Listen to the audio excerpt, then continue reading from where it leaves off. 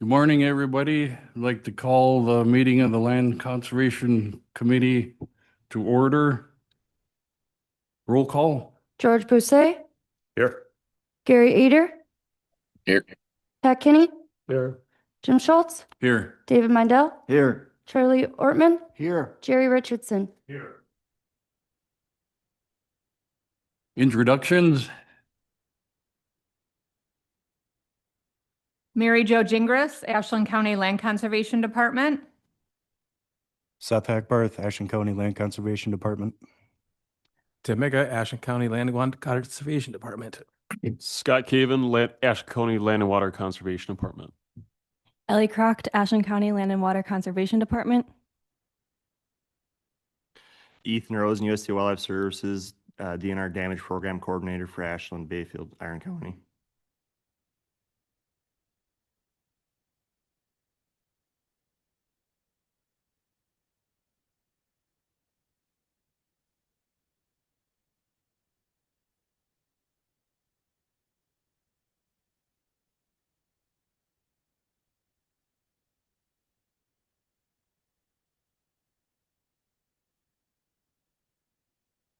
George Bousset, County Board. Dan Grady, County Administrator.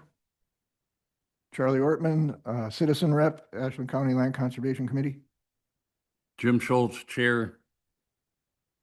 Pat Kinney, County Board.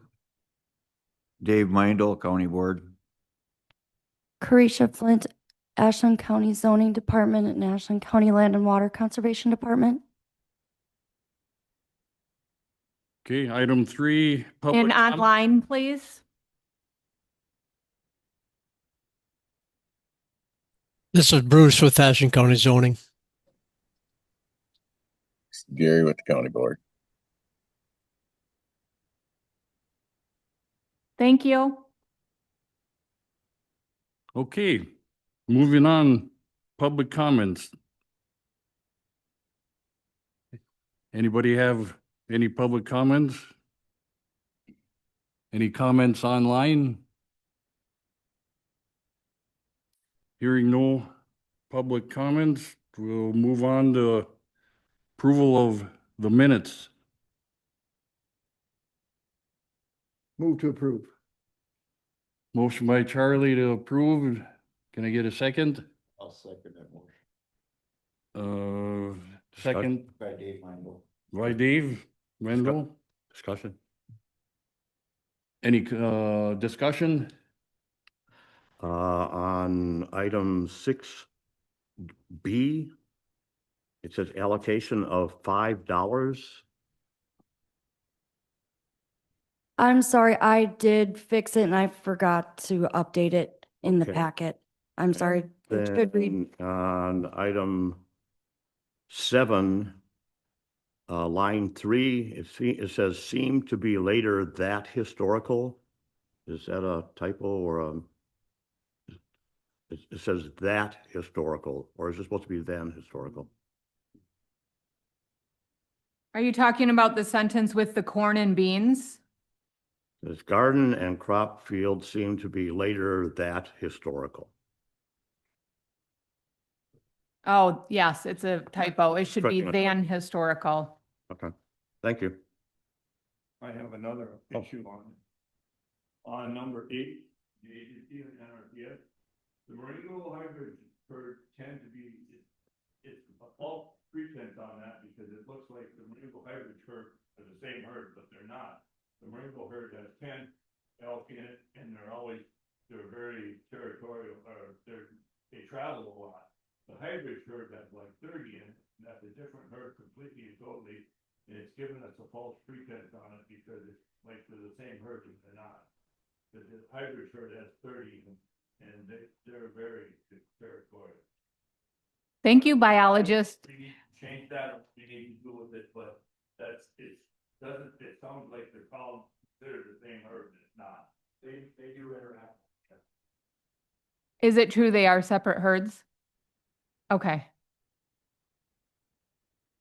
Well, I've seen it many times, I live there, and I see the 10 by Marengo, and I've also drove the hybrids several times during the evening, and I've seen the 30.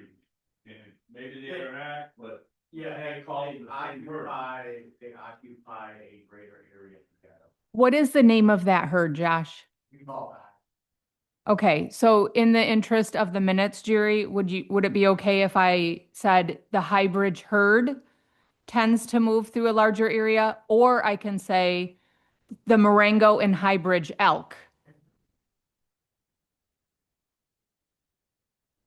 Because they do interact with each other, but just like Clarence, we have, 8 some. But they all interact with each other through. George? You know, if you change the, word herd to populations in the plural, just populations, just change the word so it wouldn't be conflicting with the normal terminology. I think you'd be okay. Thank you.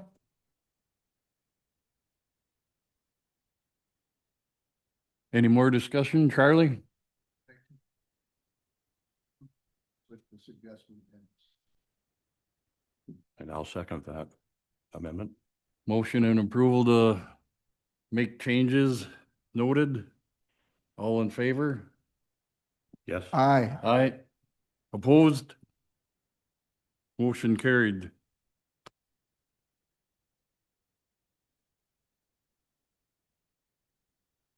Discussion action items, wildlife damage program update and approvals.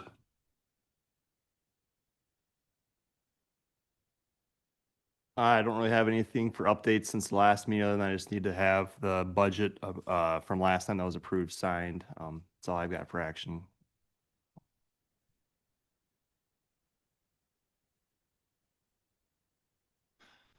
All right, then that'll bring us to item B, the elk presentation.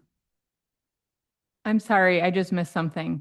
Were you gonna share an update, Ethan? No, I said I don't have anything to update since the last meeting. Just I need a budget signed from the last meeting at some point. throughout the Okay. year, so. Sounds good. And did the minutes get approved correctly with the amendment? Yes. Okay.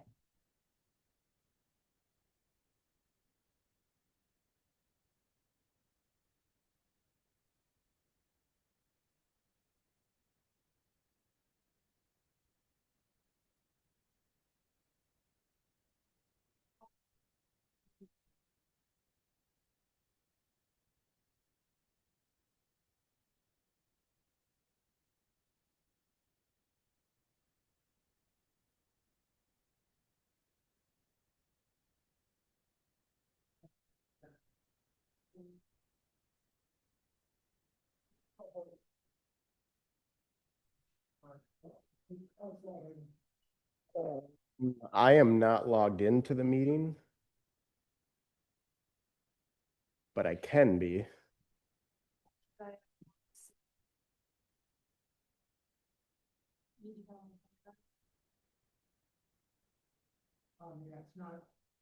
Yeah, it's not there, so you have to log in. And then Chris can make co-host and then share it. Otherwise, I can go through. I can do that.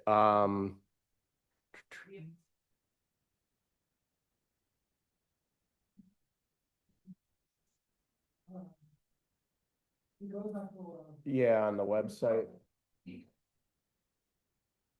website, goes to the agenda. Yeah, I have the link available on the agenda. Do you happen to have the password for the courthouse? Ashland, all lowercase. WIS, all uppercase.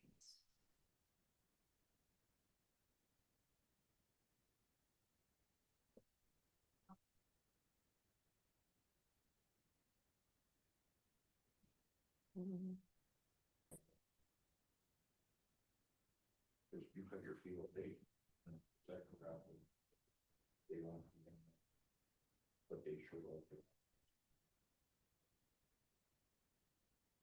All right, I think we're all set to go.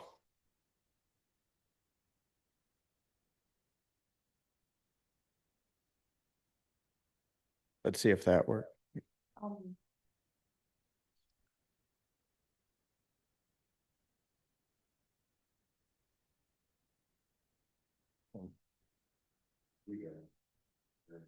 Testing.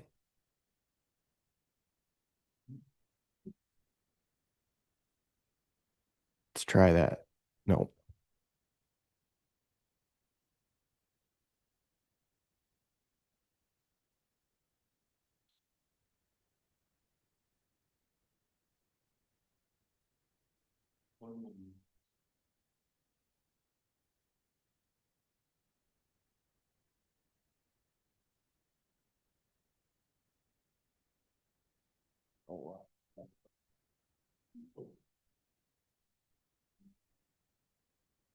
Testing. Volume. Are you on mute? Yes. Okay, that should work. Testing, testing. Yeah, that's good. I know, but it's echoing through my computer. No, hers is off. Actually.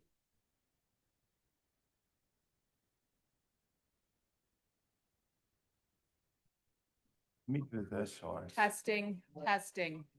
Gary, can you hear this online? Yes. Yes, I can hear good. Okay, thank you. I think you can just project. Okay, so we're good? Yeah. All right, I switched the audio too. So I should be connected to these. Same system, display audio. So I should be going through. Oh, yeah, I changed my speaker. Okay. Yep, we should be good.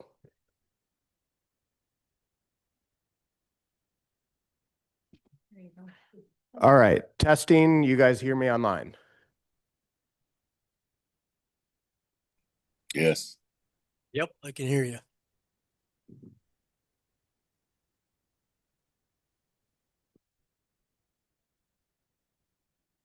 Can you hear me online?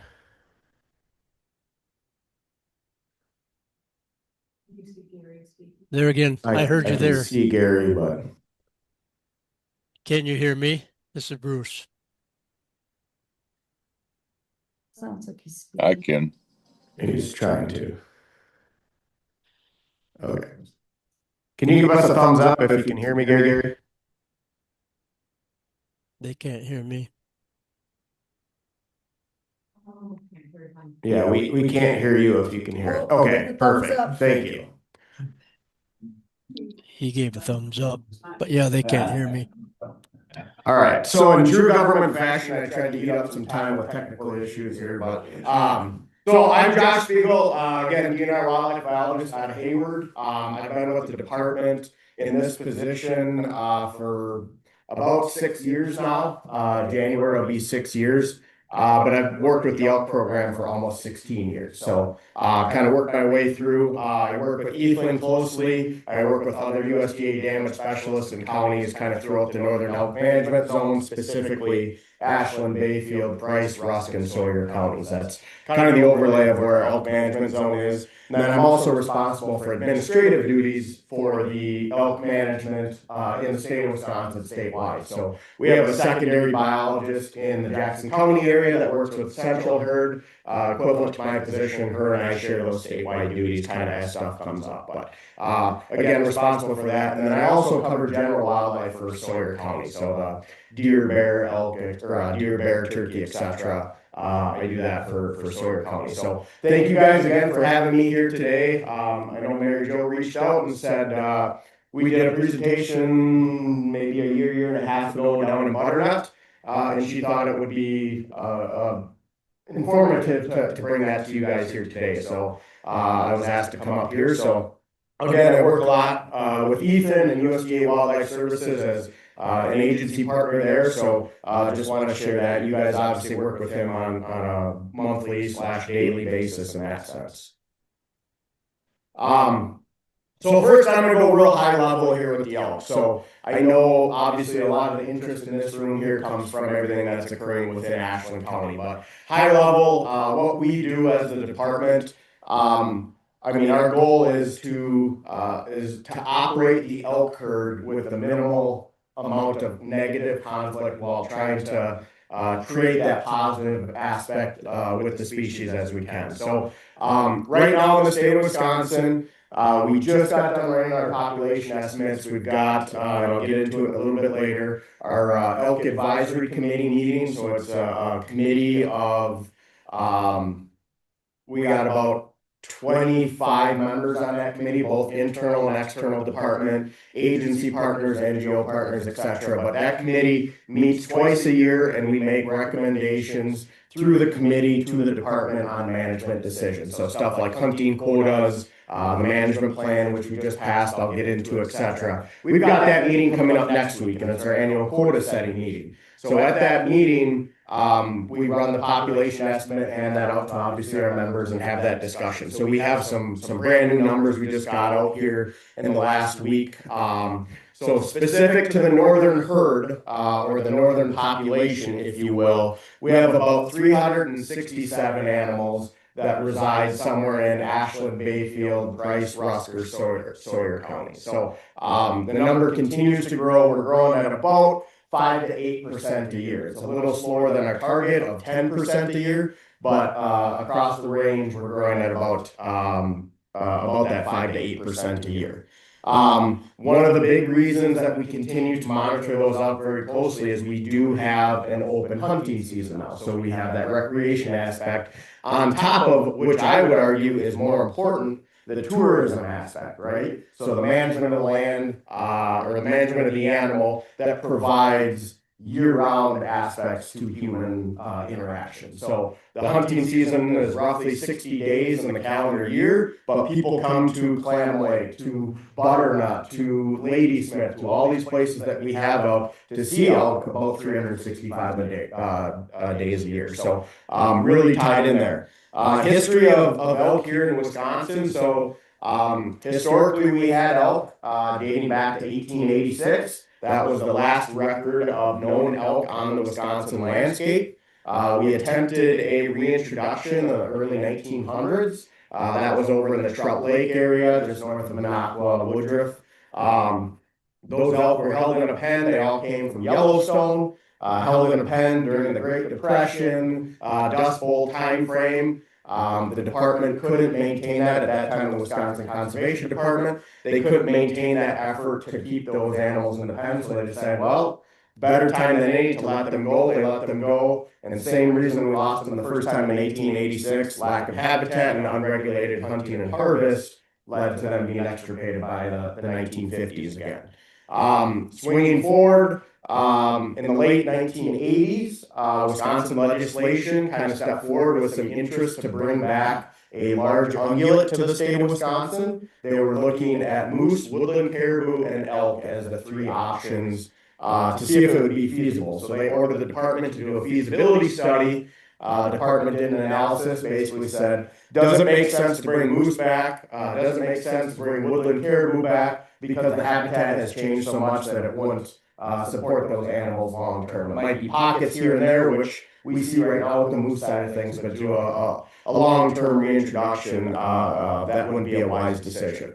Elk are kind of the opposite. They're a generalist species. There's elk found from the East Coast to the West Coast, from Mexico through Canada. So there's a very wide range of habitat availability and assets that they can utilize. So it was deemed that if anything could happen, elk would be the species to go forward. At that point in time, the Wisconsin DNR had a lot going on, through the 80s and early 90s. There's a lot with the turkey reintroduction and moving turkeys across the state of Wisconsin. There's a lot with the deer population at that point in time. So the department wasn't interested in bringing elk back. Through a grassroots effort, from a political standpoint and a citizen standpoint, members of Rocky Mountain Elk Foundation and other coalitions across the state of Wisconsin pushed to bring elk back. And Governor Tommy Thompson approved the project, the research project for UW-Stevens Point to bring in 25 elk from the state of Michigan in 1995 to do this trial. The original release location had been identified as the Bayfield Peninsula. but again, with some issues related to potential damage to apple growers. There was concern over that. The snowmobile clubs had concern over roadways and trailways getting shut down. So there was a strong aspect coming out of that local Bayfield area to not do the elk reintroduction up on the peninsula. So the secondary option was the Clam Lake area. They had Project ELF. For anyone that's familiar with Project ELF, the U.S. Navy Extreme Low Frequency Antenna System. Basically a large X grid on the landscape with each leg of that X being 15 miles long and about 100 to 150 yards wide. So a large swath that was maintained open and planted with grasses for their antenna system. That and the amount of public land, national forest, the logging operations that were occurring in that area, all that coming together kind of directed the best option for that, the low amount of cropland, etc., in the core of that Clam Lake area. So at that point in time, the department decided, or UW Stevens Point worked with the state of Michigan to get 25 elk. In kind of cooperation with the department, you know, we were still there, but we didn't do any of that monitoring. So through the 4 years, UW Stevens Point maintained that 25 animal herd as it slowly grew. We got to 1999. Their analysis basically confirmed that the population had almost doubled in 4 years. Granted, it started with 25 animals, but it doubled in that point in time. And elk were found to be able to be feasible on the landscape, so they would sustain long term there. So the interesting part to all of that is those 25 elk came from Michigan. I had kind of stated that earlier. Michigan did the same reintroduction that Wisconsin did in the early 1900s. So their entire elk herd at that time, it ranged between about 850 and 1,000 animals. All of those animals started from 7 animals that came from Yellowstone. So when you talk about genetic diversity, anyone that's operated a farm, starting a herd on 7 animals isn't a wise decision. Not to mention, we then took 25 of those select animals and started our herd from them. So as the population grew, we did find that the proposed timber sales that were occurring in the greater Clam Lake area, a lot of those were being held up at the federal level through the litigation process. So various court systems across the U.S. were halting the movement of timber operations, which was critical to us bringing the elk in. Elk are a generalist species that like young, growing, vibrant forests. So this over-mature timber that was there, that was not the preferred and best option for elk and really a lot of those species, if you want to say deer, bear, turkey, etc., grouse. We worked through that process, but we did identify that it would be nice to expand the management zone to areas of other public land holdings. So more state land, county land, MFL, that kind of operations, so that we knew that there would be constant turnover and not get hung up by one major litigation process like that federal level. So that did slow some of the population growth. Obviously, stuff like predator increase, bears, wolves, bobcats, coyotes, all of those animals started increasing through that time frame as well. So a predator on the landscape. Obviously, elk are big, large animals.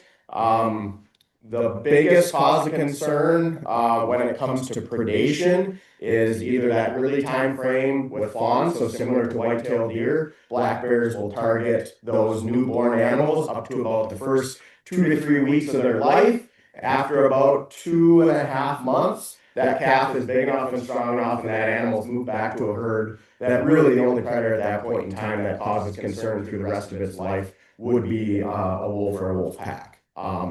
There's obviously some predation impacts that went into that, but the population started slowing a little bit from that original trajectory, which again, it was a small herd. So we discussed what options we had moving forward to increase that genetic diversity and bring in some more animals. So in 2012, we approved through the Wisconsin Natural Resources Board an amendment to our 2000 elk management plan when the Wisconsin DNR took over management authority of elk. we approved that amendment to bring in some animals from Kentucky that have a extremely diverse genetic lineage. So Kentucky started their elk herd in 1998 with about 1,500 elk from 6 different western states. So they mixed 6 different western state elk together, mainly down on the coal mines in southeastern Kentucky. Very similar process. A lot of those Appalachian states were doing elk introductions there. So currently, Kentucky, Tennessee, North Carolina, Virginia, West Virginia, and Pennsylvania all have elk on that kind of Appalachia area, if you will. Kentucky had a herd population in that early 2010s timeframe of somewhere around 10 to 15,000 elk. They could support animals being moved out without major impacts to their herd. Not to mention, they were CWD certified free and had no concerns over any other large bovine disease concerns. So we still had to go through the process of testing. So every animal we brought to the state of Wisconsin would have to be tested regardless of where it went, similar to anyone else that transport livestock across state lines or within the U.S. We went through that process, identified to bring 150 animals to the state of Wisconsin, 75 to establish the new Jackson County herd, and 75 to supplement the elk up here in northern Wisconsin. So at that point in time, we had roughly 175 elk on the landscape in the greater Clam Lake area. We brought in, we ended up releasing 91 elk. And the reason we got 91 was because we were targeting adult cow elk. So when we brought them here, they were pregnant and they calved in the pen, obviously releasing bonus animals. We were also not allowed to bring anything larger than a spike bull. So our agreement with Kentucky was not to take anything branch antlered, which was fine with us. We had cows here, we had bulls here. We just needed more animals that would produce more animals. So the target was adult cow elk from that standpoint. Jackson County, obviously, they needed some breeding animals. They targeted a few more of those younger bulls to make sure that cohort moved up. As of 2019, we had released the 91 elk. Those were all released on the very south end of our elk management zone on the Flambeau River State Forest. And the reason we did that was we could set up a quarantine testing facility to make sure we met all those interstate travel needs, etc. And then upon the completion of that, we would trap a handful of those elk and move them up to the Clam Lake area to let them spread their genetics within that local herd. So as of 2019, all those animals were released. We did have one animal test. It ended up being a false positive suspect for, to be honest, I forget what the false positive was. We euthanized that animal for the sake of the herd. If we would have tested a second false positive, we would have had to euthanize every animal in that pen, killing about 48 animals. So we decided to euthanize the one to do a long-term culture. That came back negative. We had to hold those animals a little bit later than typical. Our target goal was to release them by about the 4th of July. We had to hold those animals into late August. So they lost about 2 months worth of forage. We ended up losing some of those animals over winter, which appeared to be in poor health. They weren't able to put on the body weight. So I think we lost like 15 or 16 of those animals that we had released. So that 91 wasn't a true representation of what long-term implemented into that herd. But regardless, we got some new genetics on the landscape. We trapped and moved 21 elk from that Flambeau area. Released them in the Clam Lake area in 2021 or the winter of 2021. About half of those animals stayed in Clam Lake and about half of those animals moved up to the Marengo High Bridge area. So that's where that group kind of settled in. Looking at them, not to get too specific here off the PowerPoint, but these Kentucky animals, they're used to running the coal mines down there, the Appalachian coal mines. So 20 miles to them is nothing. It's pretty interesting to see them. We still have a handful of cows in that group that come back to Clam Lake to give birth during the spring season, and then they slowly make their way back up. So an animal that isn't afraid to travel long distances. So anyway, long story short, all of this kind of culminated. We finished the Kentucky project, started the Black River herd, supplemented the northern herd up here in the greater Clam Lake area, and then we decided, you know what? We have this old outstanding 2020 elk management plan with this 2012 amendment. We want to take another step forward. We've had elk in the landscape for almost 30 years now, 25-ish years by 2020. We want to make sure that everything that we're doing projecting forward is up to date with our animals' information, not old information from projecting from elsewhere. So we started writing the new elk management plan, which kind of guides all of our landscape work. So for anyone that's not familiar with it, many of the large game or game species that we utilize here in the state of Wisconsin, we operate off of a species management plan. So elk is no different. We decided in 2018 and 19 to start writing the new management plan. I'll get into that stuff later, but that was ultimately approved in August of 2024. So that's kind of our guiding document when it comes to management of elk in the state of Wisconsin. So within that, it gives us authority to do things like monitor the population. So a lot of what we do is either habitat or monitoring based. So we still have a young herd. So granted, they've been here for 30 years. That's very, very small in the whole scheme of wildlife management, landscape management, etc. So we're trying to understand what the elk are telling us. We also have the ability in the more recent years, probably within the last 8 to 10 years, to utilize technology like GPS collars. So we can deploy a GPS collar on an elk. Might be you could argue an expensive collar, but it basically has zero human effort beyond that original deployment. It hands us the data with the elk. And with that, we get stuff like, what habitat they're utilizing, mortality factors, home range size, distribution, all that stuff that goes along with wildlife management. So right now we have probably 120-ish collars on our elk on our landscape. And that's really, really high. So I'm going to get into some other things, but you can see a couple pictures up here. So specifically the top left, there's 3 pictures up there. The center 2 there, obviously the calf, that's a newly deployed calf collar on a calf that's about 18 hours old. So we found that calf right away. Picture right next to it, a collared cow and a collared calf that we had searched and found. So we're in the middle or kind of walking into the back end of a 3-year calf survival study. So the biggest thing that we found with our elk through the use of collars, through all of our management that we have, is they are along with the species. The majority of our animals make it to mature or over mature age classes. So you're talking probably 10 to 12 years or older. The oldest cow that we've had on record, so previous to Wisconsin's, where Western literature kind of said most cows would die about 20 years of age in an unhunted, non-wolf population.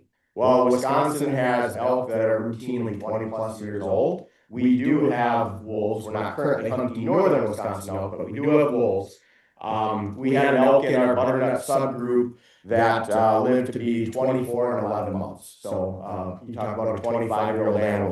That's pretty cool when you talk about all the winters the animal's going to see, etc. So all that going backwards, our adult survival is really good. So after they reach about 3 years old, at maturity, it's about 92% annual survival of those animals. So 9 out of 10 make it to their next year of life. What we didn't know is how many of those calves make it to 1 year of life, because even the yearlings, the 2-year-olds, etc., they have a very high survival rate, 75, 85% giving on those years. So what we want to look at is how many of those calves make it to 1 year of age, because that's our ultimate recruitment. How many are coming in? That can project population growth, where we're going to go and look at stuff like potential agriculture damage, potential growth, hunting opportunity, tourism, expansion of the herd, all that different stuff that plays into that. So what we did is we affixed these adult cow elk with a new collar that has 2-way communication, so we can work with that collar. And that calf we would test that cow for pregnancy, and we'd actually insert her. It's kind of tough to see on this picture. I thought it'd come out a little bit better, but there's a little plastic device that gets inserted into the cow's vagina, and when she gives birth, it texts me and basically says, hey, this cow gave birth at this point at this time.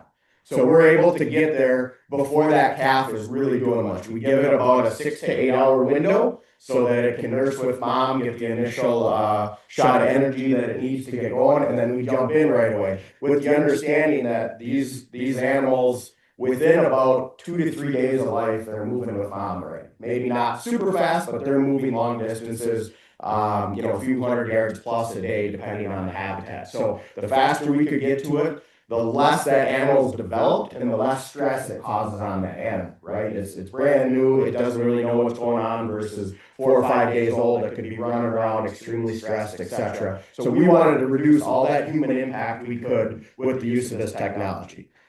Historically, when we did this, we'd be utilizing groups of 10, 15, 20 people, depending on the habitat. We're able to find this calf with 3 people in about 15 minutes. So it's pretty remarkable the efficiency that we can go about that. And the important part to it, again, is the reduction of the human aspect.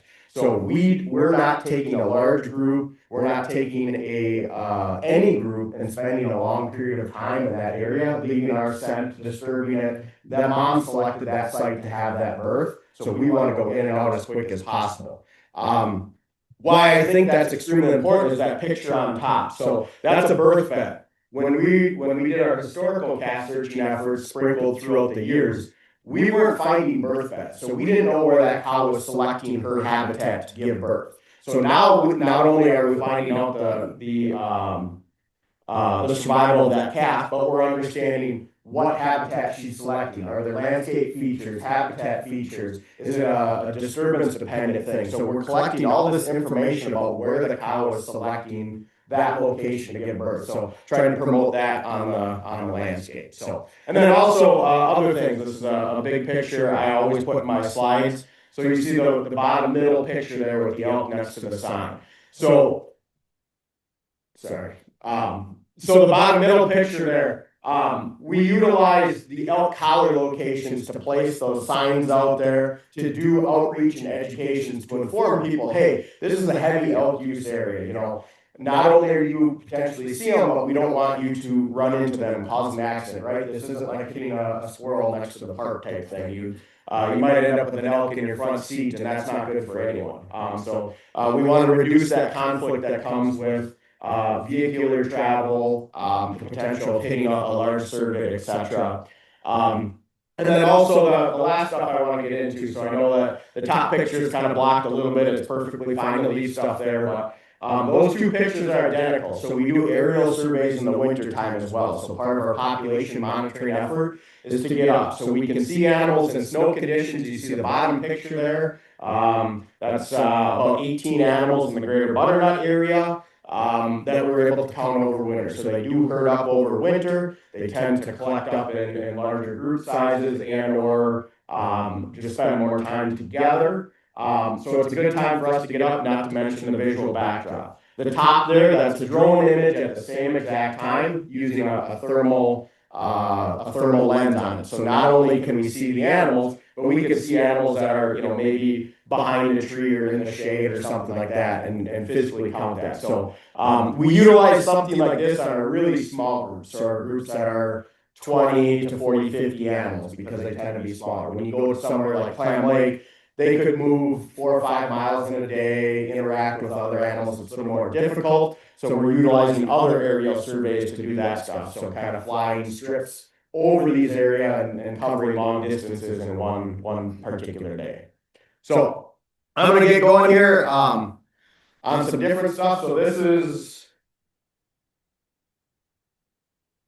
is a map of where elk tend to reside in the Northern Elk Management Zone. So the Northern Elk Management Zone, the orange there, so the orange outline would be the most important place.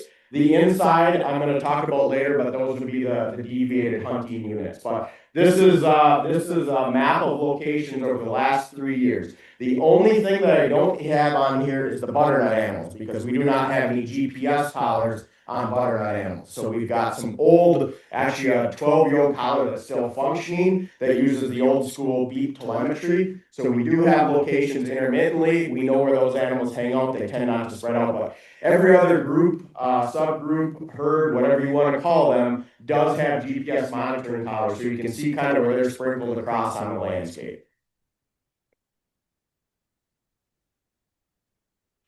So our current status, I'm going to walk through specifically the Ashland County animals with the outside, or not including the greater Clam Lake area. It's still Ashland County, but we're not going to be talking about the agriculture side. There's no agriculture in Clam Lake, etc. So specifically, I'm going to walk through this, and this is all minimum count stuff. So we know throughout the year these population sizes vary, right? Calves are born in the spring, mortality occurs for the following year, and then the new recruitment comes in. So this is all in regards to minimum count.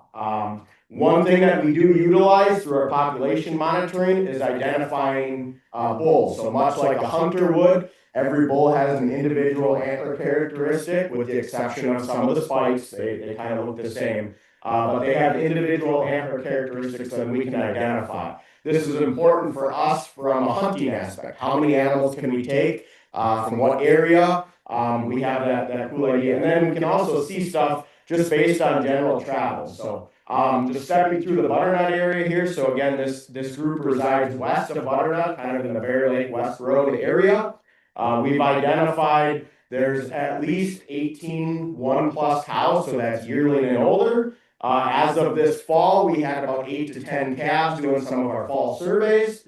And then through the bull side of things, we identified at least 6 mature bulls, potentially 2 raghorns. We did have 4 of them, or we did have 4 spikes last year, so that could go up a little bit. We just didn't confirm 4 raghorns on camera, and then at least 2 spike bulls. So again, I mentioned it's difficult to identify. Go ahead. Just what's your right? Yep. Okay. Thank you. Great question. So the age class is there. So a spike would be a yearling bull. So it's first set of antlers. Similar to white-tailed deer, a buck fawn, they're going to have very minuscule nubs as a calf. Their first year, they typically grow a singular spike. They might have a little fork on type, maybe a little point on the bottom, but it's just a short singular antler.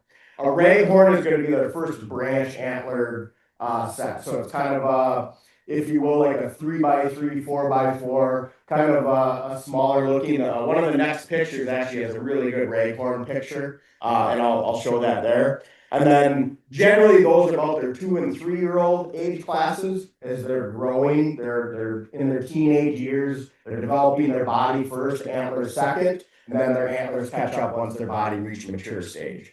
Mature bull, so that's going to be mature body, mature antler classification. So it's going to be in the argument for a dominant bull, right? It could potentially fight to do breeding rights, etc. Elk are sexually mature at a year old, so spike bulls can do breeding. They're just very bad, not very efficient. Same thing, the raghorns. You know, they're still trying to understand themselves. They're not big, strong yet, trying to figure out how that dynamic works. So thank you for that question. So that's butternut. We do have the group in Glidden. So this is a very interesting group. So similar to butternut, in butternut we had 1 bull and 1 cow in 1995 move over there, and every animal since then has come from that Clam Lake group in 1995. So cow number 13 and bull number 11 went over there, started the subgroup. Cow number 13 was the 25-year-old cow, 24 and 11 months. That started that group. Glidden, we had a separate cow. She would go over to the greater Glidden area. We call it Glidden Shanagolden, just to the south and west of town there. She would go over, give birth every year, then come back to Clam Lake, basically follow Highway 77 back, get bred, come back. She did that for about 5 or 6 years. 2015, she went back to Clam Lake with her calf from the 2015 spring, grabbed a spike bull, went back, and never came back. And she's since started that herd. So that group is at minimum 15 animals. And I'll get into that. So that was up to about 30 animals-ish, 25, 30 animals a couple of years ago, but we'll touch on that later in the PowerPoint. So there's at least 8 one-year-old cows, probably 4 to 5 calves, about 5 mature bulls. that 1-inch raghorn, again, trying to compare those, and then we've confirmed at least one spike. So there is a picture of kind of a raghorn bull in the lower left there. You see a little bit smaller body stature, a little bit smaller antler stature compared to the mature bull pictures. And then the hybrid group. So we call it the hybrid group. We previously talked, there are what we would call 2 subgroups within that group. They interact throughout the year, but not on a regular basis. So again, raghorn bull right in the middle there, kind of a little bit smaller, but then you got the larger mature bulls. So if you look at body stature, something like that bull on the lower left, he's the dominant bull there. He was the one tending the vast majority of the cows in the area. You just see all that muscle, the antler length, the mass, big, strong animals. So that group up there, again, minimum count of at least 35 animals. There's at least 20 cows. We figure there's about 10-ish calves. That could probably be arguably up to about 45, 48 animals. That depends on the time of year. So I did mention that some of those animals come and go from the Clam Lake area. We actually have a small part of that group that goes over to the St. Peter's Dome and Morgan Falls area, hangs out there for a bit and reconnects. So kind of depending on the time of year, depends on how many animals are at that point. But one thing that you do notice is we have a lot of mature bulls in these subgroups. So one mature bull can tend as many cows as he can collect, right? You look out west, these harems are 100+ animals, etc. One mature bull does the majority of the breeding there. What's interesting, and what I'm going to get into here in a minute, is a majority of those animals are doing the breeding, but they're splitting up cows. There's big fights. We're seeing rut mortality, etc. But these 3 places, so the greater High Bridge, Glidden, and Butternut area, majority of that is private land. So when we talk about elk hunting, if the hunters don't have private land access, they don't have the opportunity to harvest these animals, which has been one of the biggest downfalls in the greater Ashland County area. We know that the elk numbers are strong. There's stuff available like the MFL program, like enrollment in the damage program that offers public hunting access for that tag. But in general, hunting access is very, very low. So we see more mature bulls, overall density versus places like the greater Clam Lake and Flambeau areas, just because of how those land types are there and how many years we've had elk hunting. So continuing to move forward here, so I do want to get into agricultural damage. So I talked about utilizing our elk collar data. So this is a farm down in Rusk County, and I would argue that this farm has it much worse than anyone else because they have about 300 acres of corn and nothing but forest for about 10 miles all the way around them. So it's a little donut hole just off the Flambeau River State Forest of one place. So once the elk go there, they really don't leave. What we see in Butternut, what we see in High Bridge, those areas, there generally is enough on the landscape that they continue to move, so they feed a little bit in a lot of places where it's a lot in one place. It's really causes that issue there. So you can see obviously a targeted crop there is corn. We have some various options that we utilize to try to reduce damage as much as possible, but once those animals get in there, it's very, very difficult. So I'm just going to walk through. Obviously, you guys are well apprised on the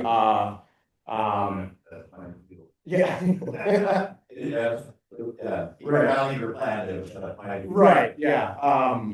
It's got good dirt. Just going over John Radlinger. So John's been enrolled in the program for quite some time now, 6-7 years, I think, something like that. So we've been working with him pretty regularly. So I just took a snippet, the last 3 years of claims here, not including 2025 because we're in the time frame of calculating all that out. So in 2022, we didn't have any direct abatement down there. John incurred about $7,100 in losses for his claim there of, whatever it was, 62 and change. 2023, we did one aerial spraying application. So I'll get into kind of some of our abatement measures, but we utilized the aerial spraying application. The tough part with that is during the growing season, when those plants are the most susceptible to damage and when they're the most tender for forage, they're growing through that spray line. So once you spray, there's new shoot growing the next day. So it's effective for a very, very short period of time. So we have to stay on top of regular applications. That year, 2023, John did reach a max claim of $10,000 for the program. 2024, we utilized a new method called the lure crop method. So the department leased 2 blocks of land. We went out and planted about 24, 25 acres worth of mixed forage. So corn, grasses, beans, peas, buckwheat, all sorts of stuff to try to keep those elk in different areas near to the farm. We knew that they'd be coming near the farm, but about 3/4 of a mile away. That seemed like it worked fairly well. You see the claim went way down. About $3,000 was the 2024 claim. And then 2025, obviously, it's more than likely going to be a claim loss. But to be honest, our field looked identical to that. So not only did they pound the 24 acres that we had planted, they moved down. So to me, what that says is that group is too big. There's too many animals there. It's something that we've been trying to work on for a couple of years here. So I don't know if I can move that, but right here, so on the bottom there, on March 7th of this spring, we relocated 12 elk. So our goal has been trying to get into Butternut to do a trapping and relocation. Again, we're only able to do what private landowners let us do there. So it's difficult to get in. If the elk aren't there where we get permission, it's very difficult for us to catch up to them. So last year we placed a few bait locations out, had elk on bait, felt really good about stuff. We caught 12 elk, looked at the GPS. Here it was half the Glidden animals moved to the south for the first time ever. They had never come down, never interacted with Butternut. And all of a sudden they're down there to the south. So we said, well, we got them in hand, we're going to take them back to Clam Lake. So we really relocated those 12 elk back to Clam Lake with some of the hybrid animals, which I'll get into next there. So we did take some animals out of there. They weren't necessarily the target animals that we were going after, but we did take those mouths out. So we've actually, as of Monday, already have bait on the ground in Butternut to do a relocation effort again this year. So our goal is to get that group down to about 15, 20 animals versus that 35 to 48-ish size that we're seeing down there. This one, I apologize, I forgot the label. So this is from the Morgan Peck Farm in the greater High Bridge area. So Morgan's been enrolled for the last 3 years, including 2025.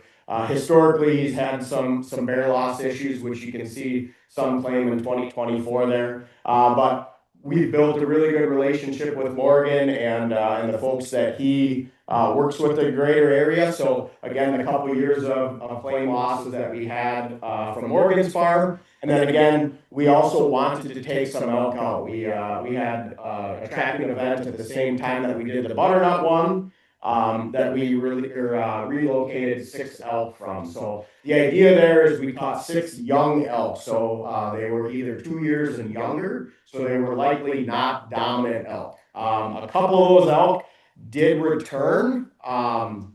Interestingly enough, one returned via going to Hayward, Iron River, Moqua, Ashland, and then down Highway 13. So it took her about 9 months and put on way more miles than she had to if she knew how to read a map. But she slowly made her way back there. So it is a risk that we run. Generally speaking, our return rate is like 5 or 6%. It's extremely low that we see elk come back. So this is definitely an outlier situation when it comes to that. The idea being when we relocate an animal, we take them to a location, we have a holding pen, we hold them for at least 6 weeks' time, then release them on the landscape. The idea behind that being literature suggests once you hold them for a minimum of 6 weeks, they acclimate to that site and stay within that area. So we are looking at some point in time to reduce that group down there again versus taking them to our Clam Lake pen. We'll likely build an additional pen in the Flammable River State Forest area, so get them another 20 miles south now that they're kind of acclimated to that Marengo High Bridge type area. So I talked about egg abatement. So these are all the methods that we use. And I don't think it's a surprise to anyone here. Ethan usually shares a lot of this stuff, but elk are a little special in consideration to their size, herd mentality, etc. So we do a few different things.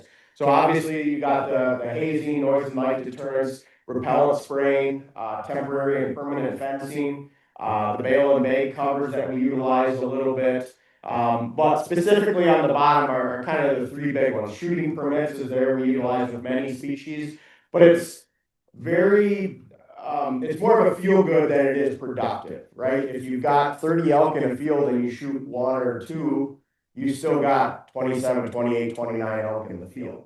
So it's not really doing a whole heck of a lot. The two, yep, go ahead.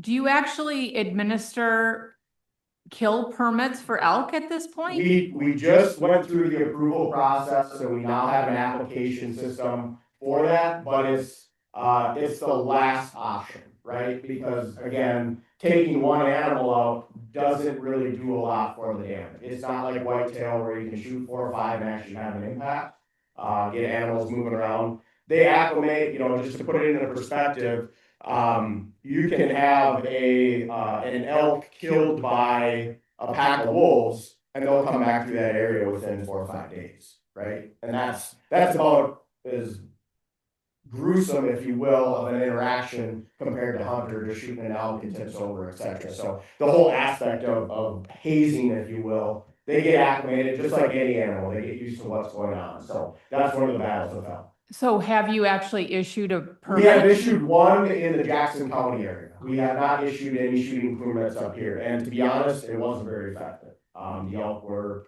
still utilizing that area. So we have issued one. The biggest thing is the relocation, right? So if we can catch and move those animals, or if we're going to have to eliminate multiple animals, that's a bigger thing. So the shooting permit is more than likely going to be used for singular instances. You know, if there's an animal that's causing a health and human safety issue, a direct nuisance issue like a learned behavior that's impacting infrastructure, something like that.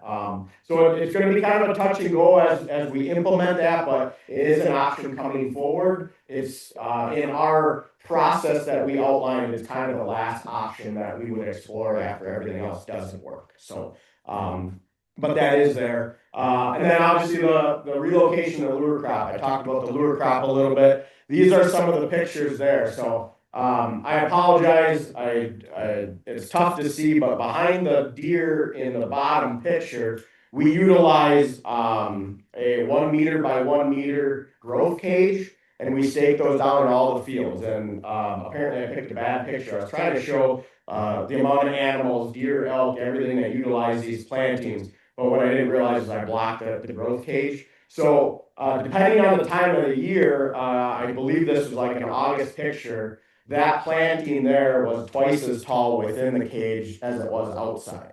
So the only thing practical for us is the forage was keeping it at that point, right? The animal utilization of that crop. And that's an 8-acre mixed grass field, grass, clover, a little bit of alfalfa with some intermixed pea seeding in the butternut area. So they utilize the heck out of that. The middle picture there, same thing. That's the other lure crop field in butternut. And the elk used it steady all year. They come and went. It's just a difficult time of that corn growth. So we did have a cornfield planted directly to the west of the bottom picture. And like I said, I think by early August it was knee high. So knee high by the 4th didn't really work for the elk there.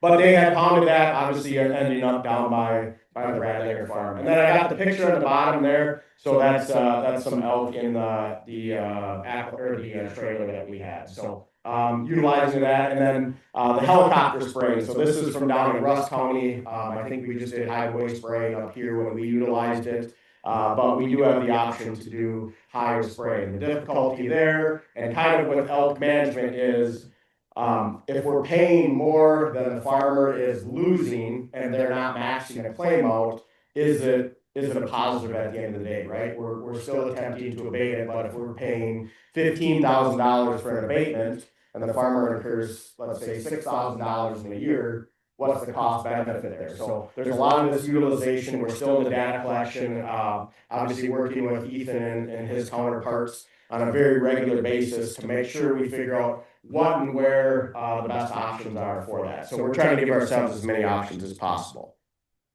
Looking at the lure crop options, so this was from 2024 when we first implemented stuff.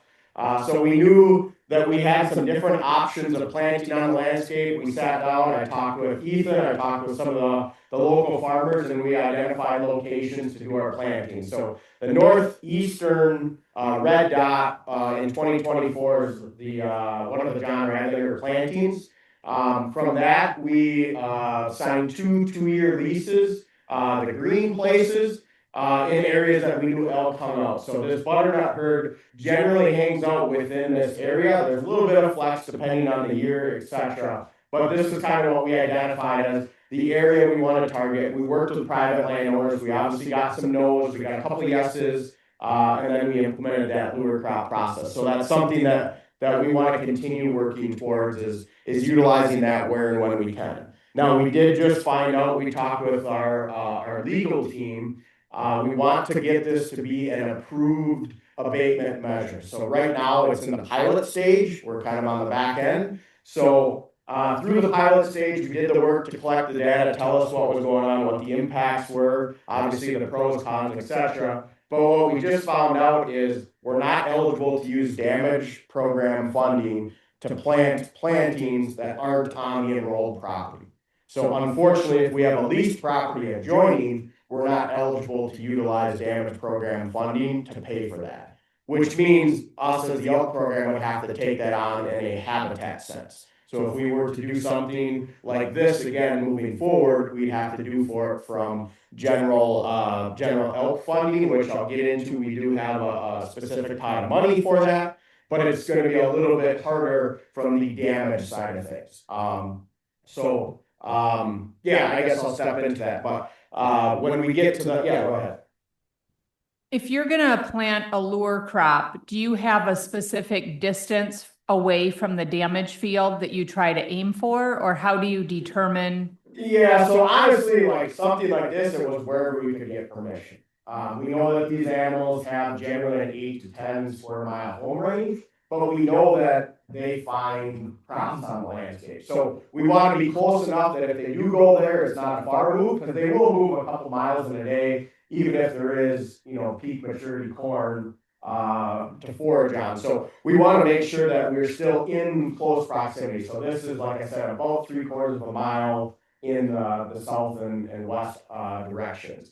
The other thing is we don't want to attract animals near it, right? So we're trying to play that game. We know that this group hangs out here very tight, but it's again trying to make that balance. So what I kind of mentioned on funding, so all of our elk management population monitoring work is funded by either external partners like Rocky Mountain Elk Foundation or other groups that we utilize those fundings through, or through the Wisconsin elk application fee. So when hunters apply for an elk tag in the year, that application is $10. 7 of that $10 is earmarked to come back to the elk program. So just like waterfowl stamp, pheasant stamp, all those different things, that's tied to go back to elk. So it can only be utilized for elk. The tough part with it is me telling the public, well, we're going to take $10,000 and plant a food plot on private land that you don't have access to. We can't guarantee hunting access to that. It's all up to the landowner, etc. So for us to take money that's designated from the hunting public and put it on the private land, we have to try to balance that. So we got to try to work through some of that yet. We just found out about the damage program funding ruling a couple of weeks ago. So we're still trying to process that. Our hope is by spring, going into next year's planting season, we have a good plan moving forward. This is just some pictures again from the lure crop planting there. So this would be in the greater butternut area. Additionally, we try to utilize our habitat project. So what I was talking about with utilizing various funding to promote elk habitat. If we promote that elk habitat in areas near to or we can find those elk utilizing, we're going to also do that. So we do a ton of open space habitat work. So elk are an open space species. young forest, that kind of thing. So we work very closely with landowners and or public entities to promote elk habitat within the management zone. The elk tracking side of things. So this is a big one here. So we do a lot of this effort in the winter time. Moving forward, we're going to be stepping back from the monitoring. I mentioned that 3-year calf project. We've deployed a ton of collars. We don't need to do it from a monitoring standpoint. Those collars that we deploy out have a 4-year lifespan on them, or average of 4-year lifespan, somewhere between 3 and 5 or 6 years. So we're actually going to back down how many collars we have on the landscape to step away from the trapping side of things and doing more stuff over winter, habitat related, that we can get done that time of year. So just to get a picture, we utilize a corral trap. So bottom right picture there, it's a large horse corral, 10-foot tall sides with this black fabric on it. There's doors on the inside. It actually kind of makes a figure 8. And that outside door we can rig up with a closing mechanism that that we can remotely trigger. So we have a few different options. We can sit on site, something like in a vehicle with binoculars across the field.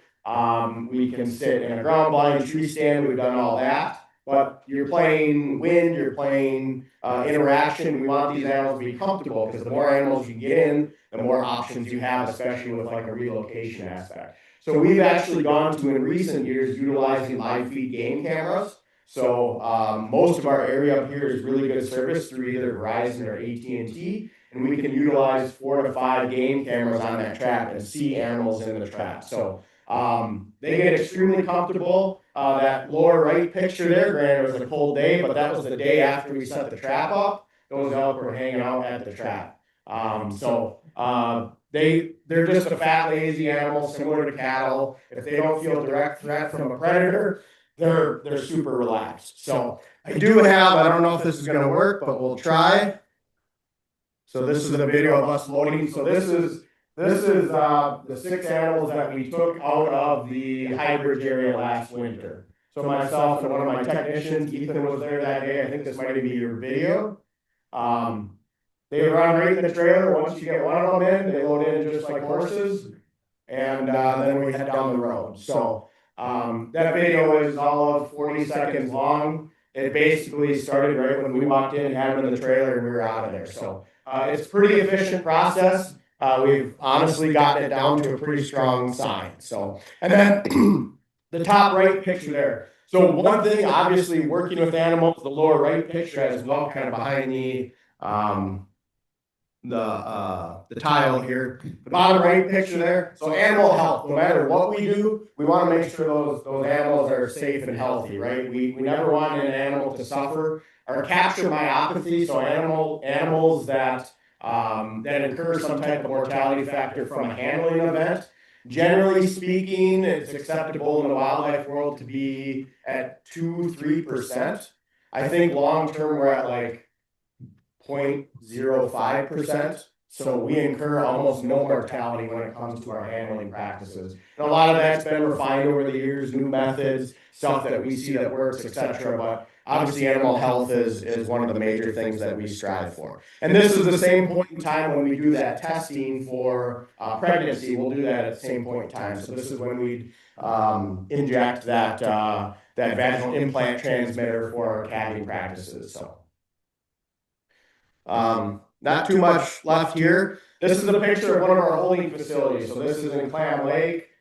This is a group that was held into the springtime. Actually, I think this picture is from the 2021 release. So about half of those animals ended up starting the High Bridge group when they were released. But the other half stayed there. They're obviously mixing in with the Kentucky or the Clam Lake resident animals. Then the other thing is we're starting to have more animals go back and forth between Flambeau and Clam Lake. So that was the ultimate goal, is to basically run down GG, that big block of public land between the Flambeau and Clam Lake proper, and utilize that for elk habitat as well. We have had 3 animals go between Black River Falls and Clam Lake.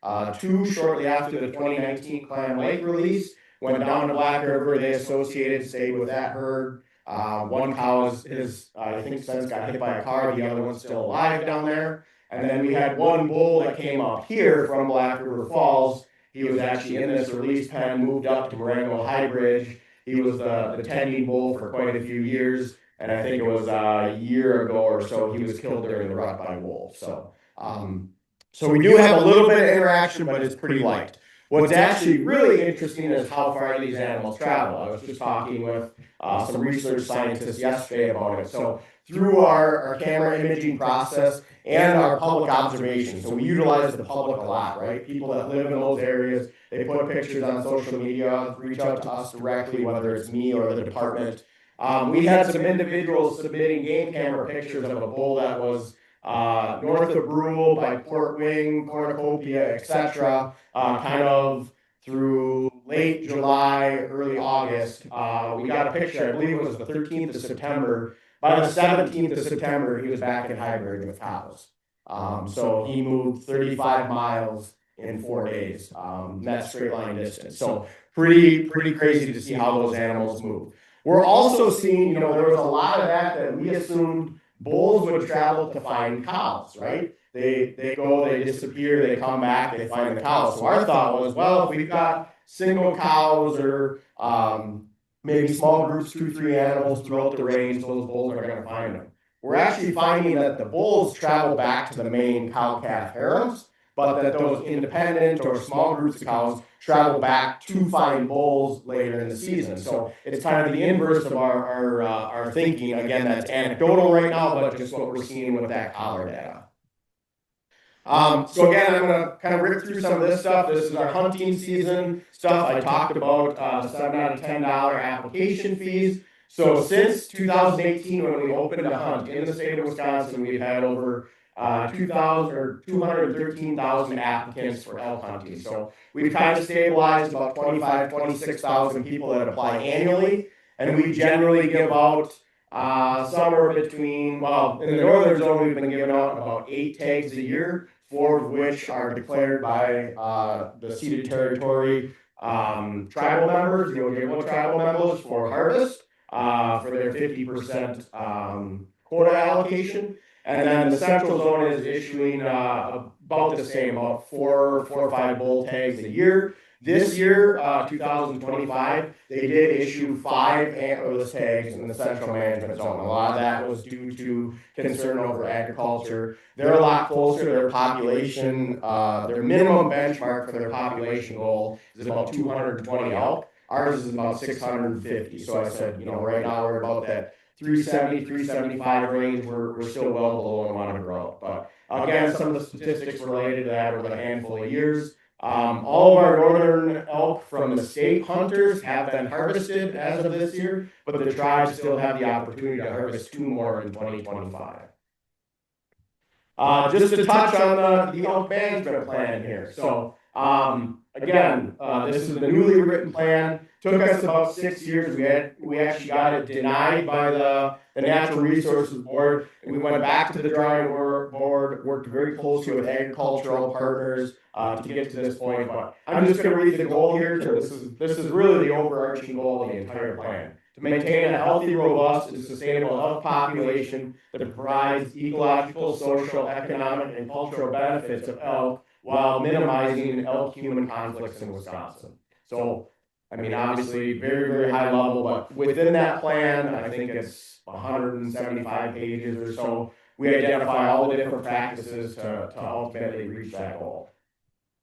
One of the big things that we introduced, I talked about where those bulls were dispersed on the landscape. So we know that hunters go where they can get to. They want to get to private land. So it's a lot of access related harvest. So in that elk management plan, we split up the northern zone into 7 units. We split up the central zone into 7 units. And then the exterior area, unit 15, would be an outlying unit that we could issue tags in if we saw a need or a reason to. The tough part with this is we have to make decisions where elk are during the hunting season. If they're someplace in May, June, July, February, whatever, that really doesn't matter, right? They have to be available for the hunters. So we know where the bulls come back to. We record those locations, so we know what time frame of year they're utilizing that. So again, we've got the 7 elk management units or hunting units that we can issue tags in. We also, through our rule process, have the ability to lump units. So we can join something like units 1, 2, and 3 together, or 4 and 5, or 3 and 5, or 6 and 7. And again, this comes out of the Elk Advisory Committee. We make that recommendation, goes to the department, and may or may not be approved at that level. But we've got that ability to move forward to more dispersed and direct hunting pressure. Where are we having issues? Where can we allow a little bit more population growth, et cetera? So something like hunting units, we've got the ability to target tag issuance in a smaller area while still growing the population as a whole across the range. So I just wanted to show this again too. Same point I made before. So this is where all the elk have been harvested. So you can see those blue crosses. That's where elk have been taken over the years. Fairly centralized in one location, right around the greater Clam Lake area. This is both tribal and state harvest. We had one bull taken out of the butternut area, that plus over there. I think it was roughly within a month of that harvest on an MFL open property, that property was changed to closed. So again, the ability to get in and utilize this is very difficult. We've had hunters work with like Morgan Pack and John Randliger, etc. Just got very difficult when you have a very small enrollment. You're putting all your cards into being there. Again, a field like the one we showed previously, why would an elk want to be there during the elk hunting season when all the forage is off? So they're playing their cards where they can get access, etc. Where we have had luck is the lower left. So that was that kind of donut hole I was talking about. So we've had 4 bull taken off of, 3 bull taken off that farm, and then one about a half mile away while it was moving that direction. So again, that enrollment down there, landowners have been great to work with. We've got hunters down there, and we've been able to utilize the hunting aspect to the damage program through the open state licenses. The Jackson County or the Black River Central Elk Zone map here. So what's interesting down here is you see the yellow line is the management zone adjustment. So that's where it was adjusted so that we can implement practices within the management plan for elk management reasons.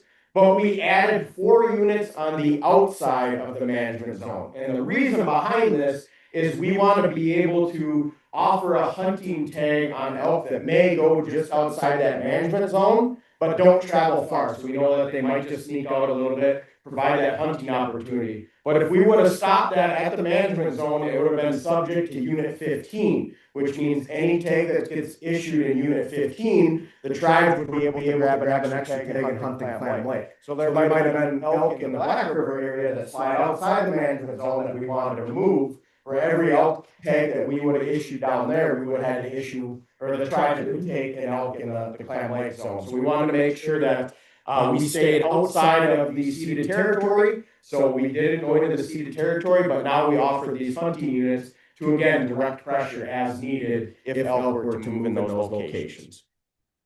And then probably the biggest thing out of the elk management plan, and kind of holistically to everything we talked about here today, we got away from a singular point goal. So I don't know how many people here were familiar with the wolf management plan, but there's a lot of stuff out there that folks want a singular number that we can go to.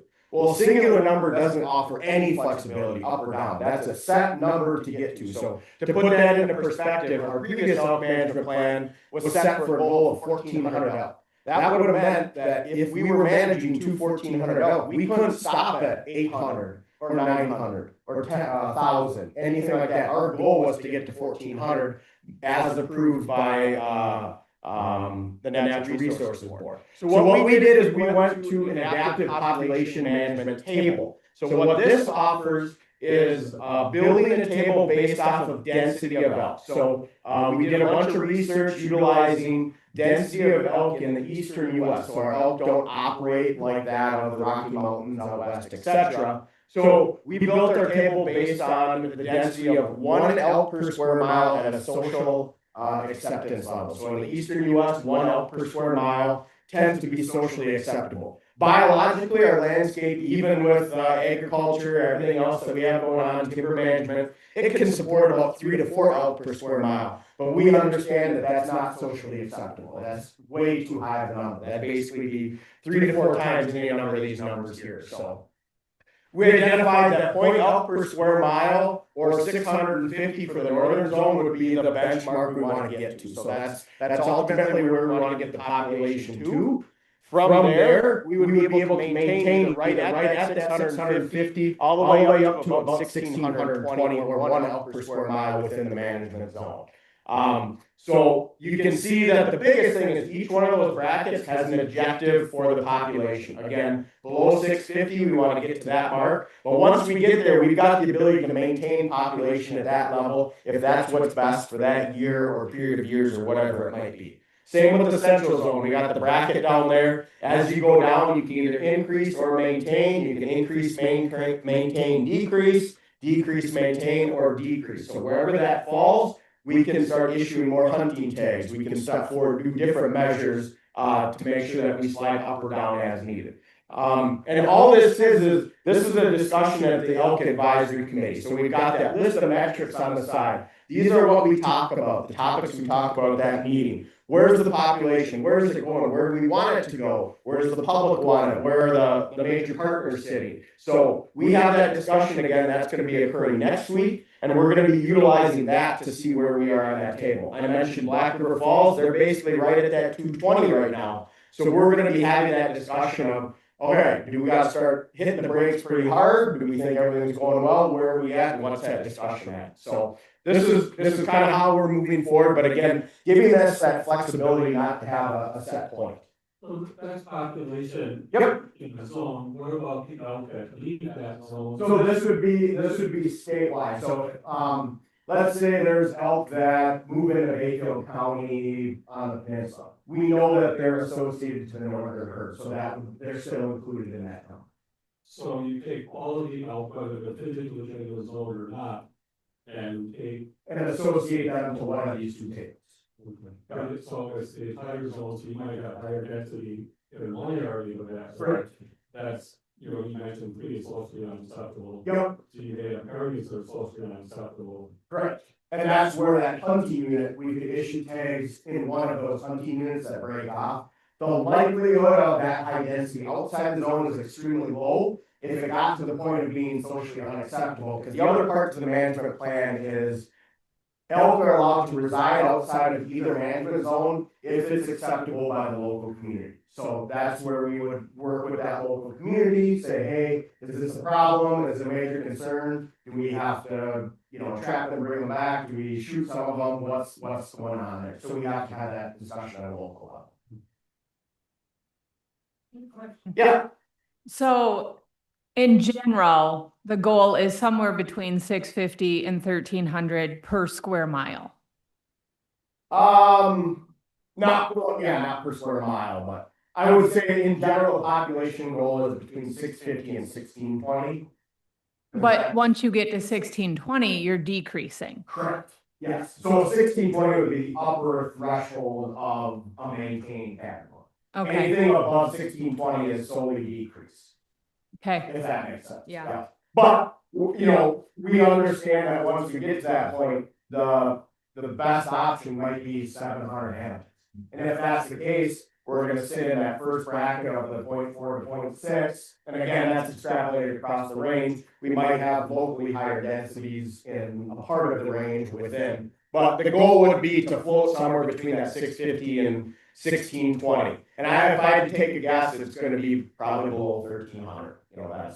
That's very close to our previous population goal of 1,400. So I would guess it's going to be somewhere in those middle, the second and third brackets. So with that, I know we kind of answered some questions here. I guess I'm not even sure what time we're at, but if anyone has interest or want to reach out to me, feel free to give me a call, email. That's my phone number. And I can put that back up, but I do want to throw this up. So this is kind of just our general slide. You can see there's a ton of partners involved in elk management. This isn't everyone. right? This is what I would maybe call our major players from actual physical on the ground management of elk. What we found through, and you guys know this being a land conservation committee, agriculture is a really big driver in the state of Wisconsin. We're going through obviously a lot of elk related stuff right now at the state level. Elk are obviously a species that can reach that max claim very quickly. So we're having a lot of discussions of that, or I shouldn't say we are, but legislatively, there's a lot of discussions going on with folks like the Farm Bureau and other major partners. But in general, the state of Wisconsin has an extremely high support of elk in the state of Wisconsin. All the surveys that we do, they're coming back 95+% support of elk in the state of Wisconsin. Is there any negative effect on the whitetail? So very, I wouldn't say a long-term negative effect, because like you can see in some of the pictures, elk and deer tolerate each other. There's certain points of the year, maybe like the peak of the rut when bulls are, fighting and bugling and going crazy. Deer might be a little more hesitant, but we've had elk and deer in our elk trap at the same exact time. They overlap with each other. They actually feed at different levels. Obviously, a field is one thing, but if you're talking about feed within the forest, deer tend to feed at about a 1 foot to 3 foot range. That's where their head, shoulders lay out, and elk are about that 2.5 to about 5 foot range. So as they go through the woods, they generally feed in different areas. Just a quick question. At one point, you mentioned a two-way collar. When you talked about collaring the calf, why a two-way collar? So the collar, there's options. So there's like you buy a car, there's an economy version, right? You don't have all the bells and whistles. So that collar itself just sends us signals. So all it does is come to us. The two-way collar, we can communicate, change the schedule, request more access. So two-way in a sense that we can change the parameters of the collars outside of how it's constructed. Why is east of Highway 13 considered non-elk habitat? Because there are large crops over there. Right. They're increasing now. In that area, there's a couple of farmers out there that are planting and stuff. How did they come about this, that is not elk habitat? It wasn't so much that it was elk habitat, it was where we want to try to keep them.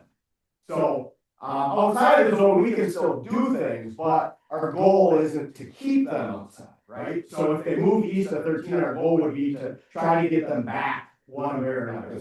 I know already now they're moving into Price County. Correct. I have a friend that has a horse, and they're starting to be down there now. He's got a cow and a calf. Yep. And the cow, it's got a ribbon on it, don't have a collar. Yep. What does the ribbon represent? That would be news to me. The cow does? The cow does, yeah. Okay. Well, she has a much bigger ear. No, cow's got a collar. Okay. But they said there was a ribbon on, I don't know if it was a cat. I don't know. Okay. The only thing I could think is we've had a handful of animals get into stuff over the years, where they pop their head, and I don't think anyone would have been able to catch You got a that. guy down there working out. Right. That Right. started. Correct. Yep. And he's the one setting up all those baits. But that cow was actually one that we relocated from over by Ojibwa last year. We brought her back. She hung out in Clam Lake. Then she spent all summer at Stock Farm Bridge, and I think it was middle of October. Yeah, she moved, they got moved down the roads. Yeah. And now she's, like I say, because my buddy got them on, they see it in the field. He's got horses, and that's on the trail cams. Right. Right. Yeah, and we watched her kind of slowly walk over, but again, the idea being that if they're tolerated there, and again, 2 animals, not a big deal. Our hope was that she'd join up with a group, and she just apparently is antisocial. So she was with one other elk who she's not with now for about 3 years. So I had a different map up.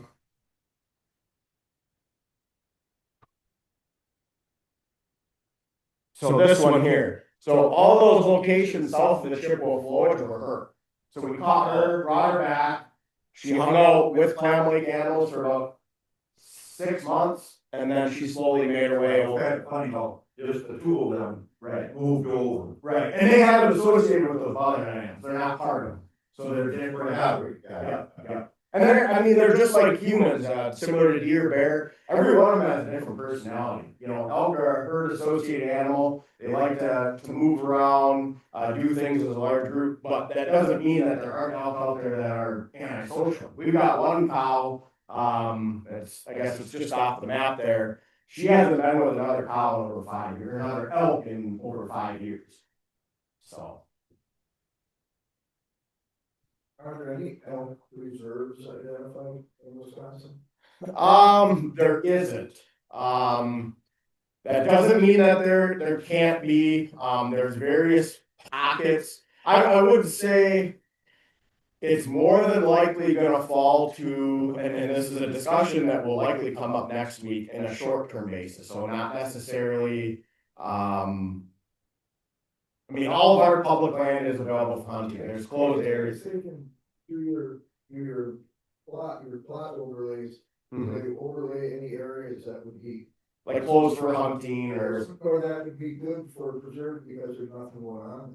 Right, and then, so that's how we've associated, so in that feasibility study, and then we actually redid that in the mid-2010s, we started looking at all the habitat features, proximity to bigger cities, activity, human presence, etc. And we identified 15 areas in the state that could feasibly work for them. Now, a big one that might likely impact you guys in a way, Bayfield County, or I should say the Bayfield Peninsula, has flipped their stance. They want elk now. You know, they're a tourism community up there. They've seen the influx of people that go through Clam Lake, through Jackson County, etc. So in working with that, we're looking at a potential future partnership with something like the Barrens, where they do all the sharp tail work, all the big burning and all that stuff, right? That's more or less landlocked. It's big open space that's preferred by elk.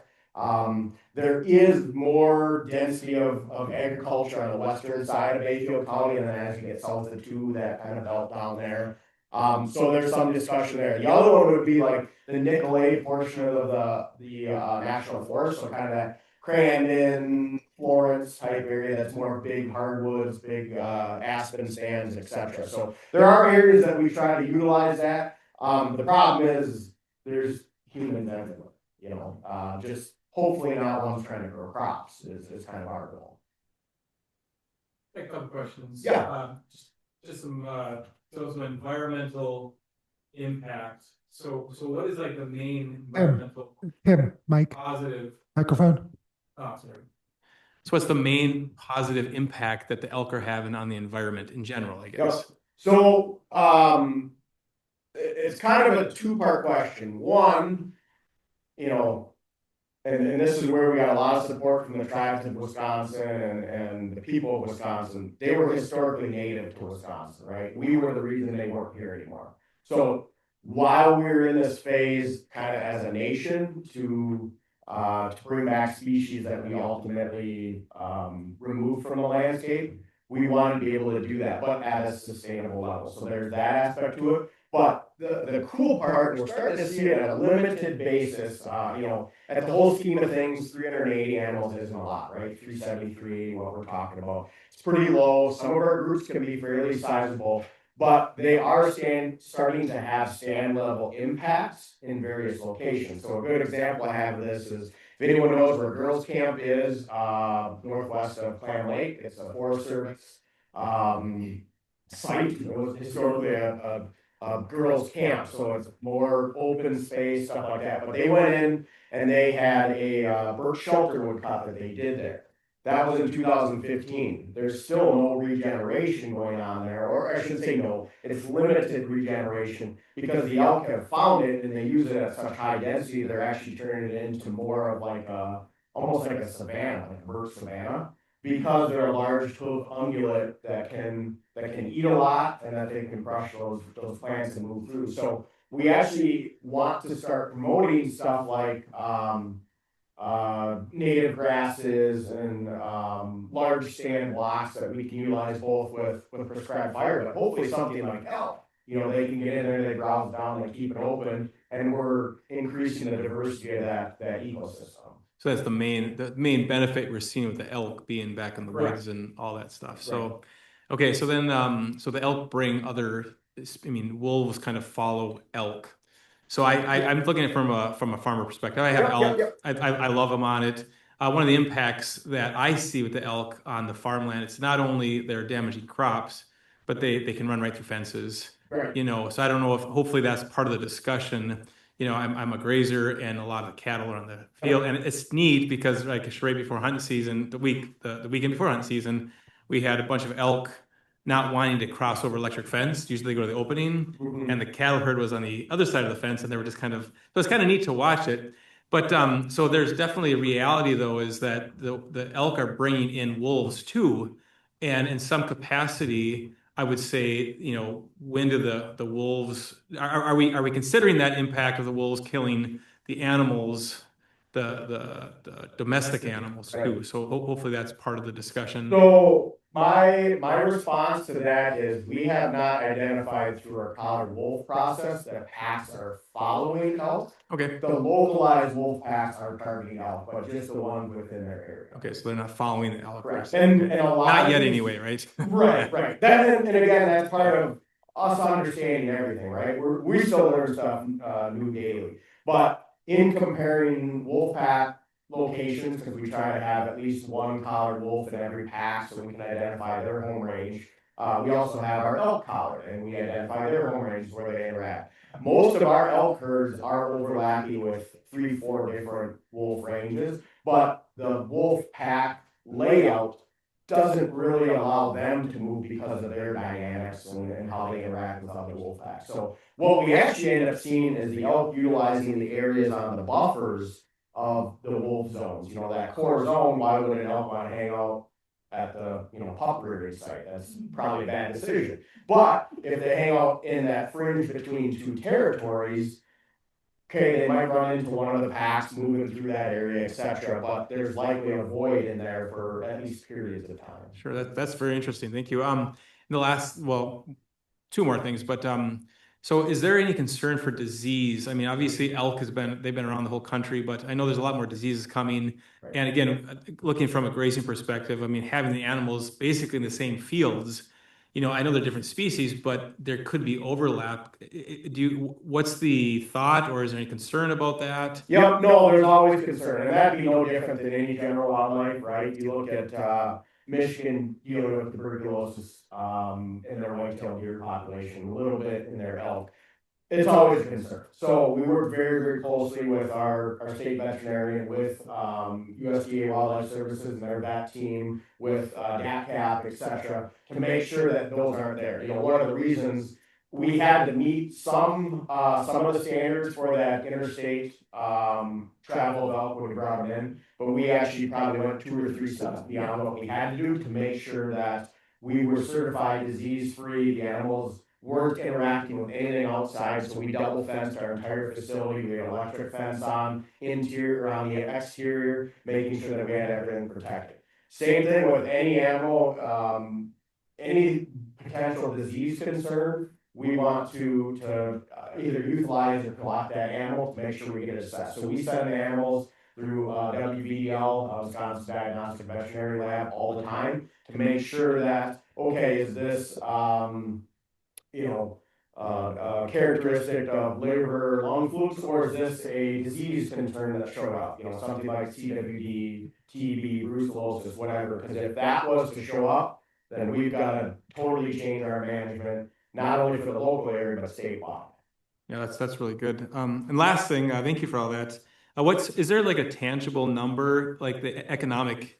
I mean, we're talking about like people coming to visit Clam Lake and University of Bayfield. Like, I mean, what are people spending money? Are they just driving through and taking pictures, or like is there a number that they're actually saying that the economic benefit? So that's a very, very good question. We don't have an answer to that, but we've got it on our research agenda to either do a partnership. Obviously, the Department of Tourism is a major partner with anything that occurs across the state here, or a university, et cetera. But it's on our research project list to hopefully get to, because we want to know what that is, right? We know negatives, we know egg damage, we know vehicle collisions, you know, et cetera. We're getting long-term trend data, but we don't really have a good idea on that. We can ask local businesses, you know, hey, what does it look like in points of the year, you know? For example, hunting seasons have always been around Clam Lake, but since '95, or if you want to even go more recent, when elk density has increased, 2010, something like that, we know that a lot of people go to Clam Lake to view elk during the bugling running season. So we can ask the businesses, hey, how much fuel are you selling? What's your food sales looking like? And we are seeing an uptick. Now, again, I don't have an official number, but that is a goal because that's the positive to it, right? And we're trying to balance the negatives and the positive, because at the end of the day, we want everything to prosper here in the state. Perfect. Yeah, thank you very much. Yeah. Over by Mason, there's White River Ag off of E there. And so I grew up over there and I've got farmland, and a lot of that land, well, one, they own a lot, but there's also a lot that they rent. So as you get, you know, not just deer, but elk, if there's extensive wildlife damage and they say, hey, you know, we're just not interested in renting this field because for them economically, it's not working out. Right. You know, there's not the dairy farms there used to be. And so a lot of people don't have the equipment to do anything with their fields. So if you have a tenant choose not to farm it because of damage, one, you might have potential sites where someone says, yes, I'd work with you on a lure crop. And if they do work with you on a lure crop, what about, you know, fertilizer, lime, working field, so that it's attractive to somebody to take care of or improve that field? Yep. And that's what we try to do holistically. So not just the lure crop, but trying to work with private landowners. We can't, you know, again, the funding thing is kind of tricky because being in the state of Wisconsin, we have to honor what it says in statute, whether it's damage or private, just anything going on. But we work very closely with partners like Rocky Mountain Elk Foundation. So if there's a large landowner that wants to utilize their property to support elk and potentially mitigate egg damage or whatever, we try to support them through the through their grant process and get them money to assist with that. We can also do some things on the private land. So you mentioned the lure crop option. That's a good option. If we got to the point in that type of scenario, that's where I would probably say, like, okay, if this is a negative, to the point where, you know, the landowner, all the surrounding landowners are fed up, they don't want to see it, that's when we just go grab the elk and take them out. Say, hey, we're not dealing with elk here. The negative is too high, we're gonna move them out. Now, there are positives associated with it, so again, that's that balance. But we try to do it, we try to work with local landowners and support them however they see it. Fencing, so we talked about the permanent fencing, that's an option too. If at the end of the day, a farmer is concerned about just their egg field, you know, fencing an entire egg field is extremely difficult. We do have the damage program with the 75% cost share.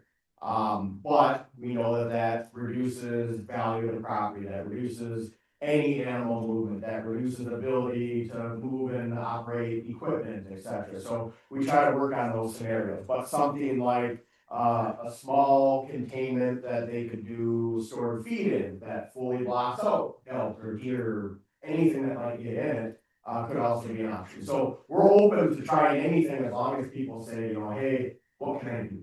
Because ultimately, if no one reaches out, we don't know what it's like. I don't know if that answers. Sorry, I kind of rambled there. Well, I know they're not going to fence it. It's just, you know, a few thousand acres, but but at some point, you know, when a field for whatever reason isn't attractive to a farm, you've got people with land that's sitting. Right. And there's also private partners out there that do a lot more private work. So, but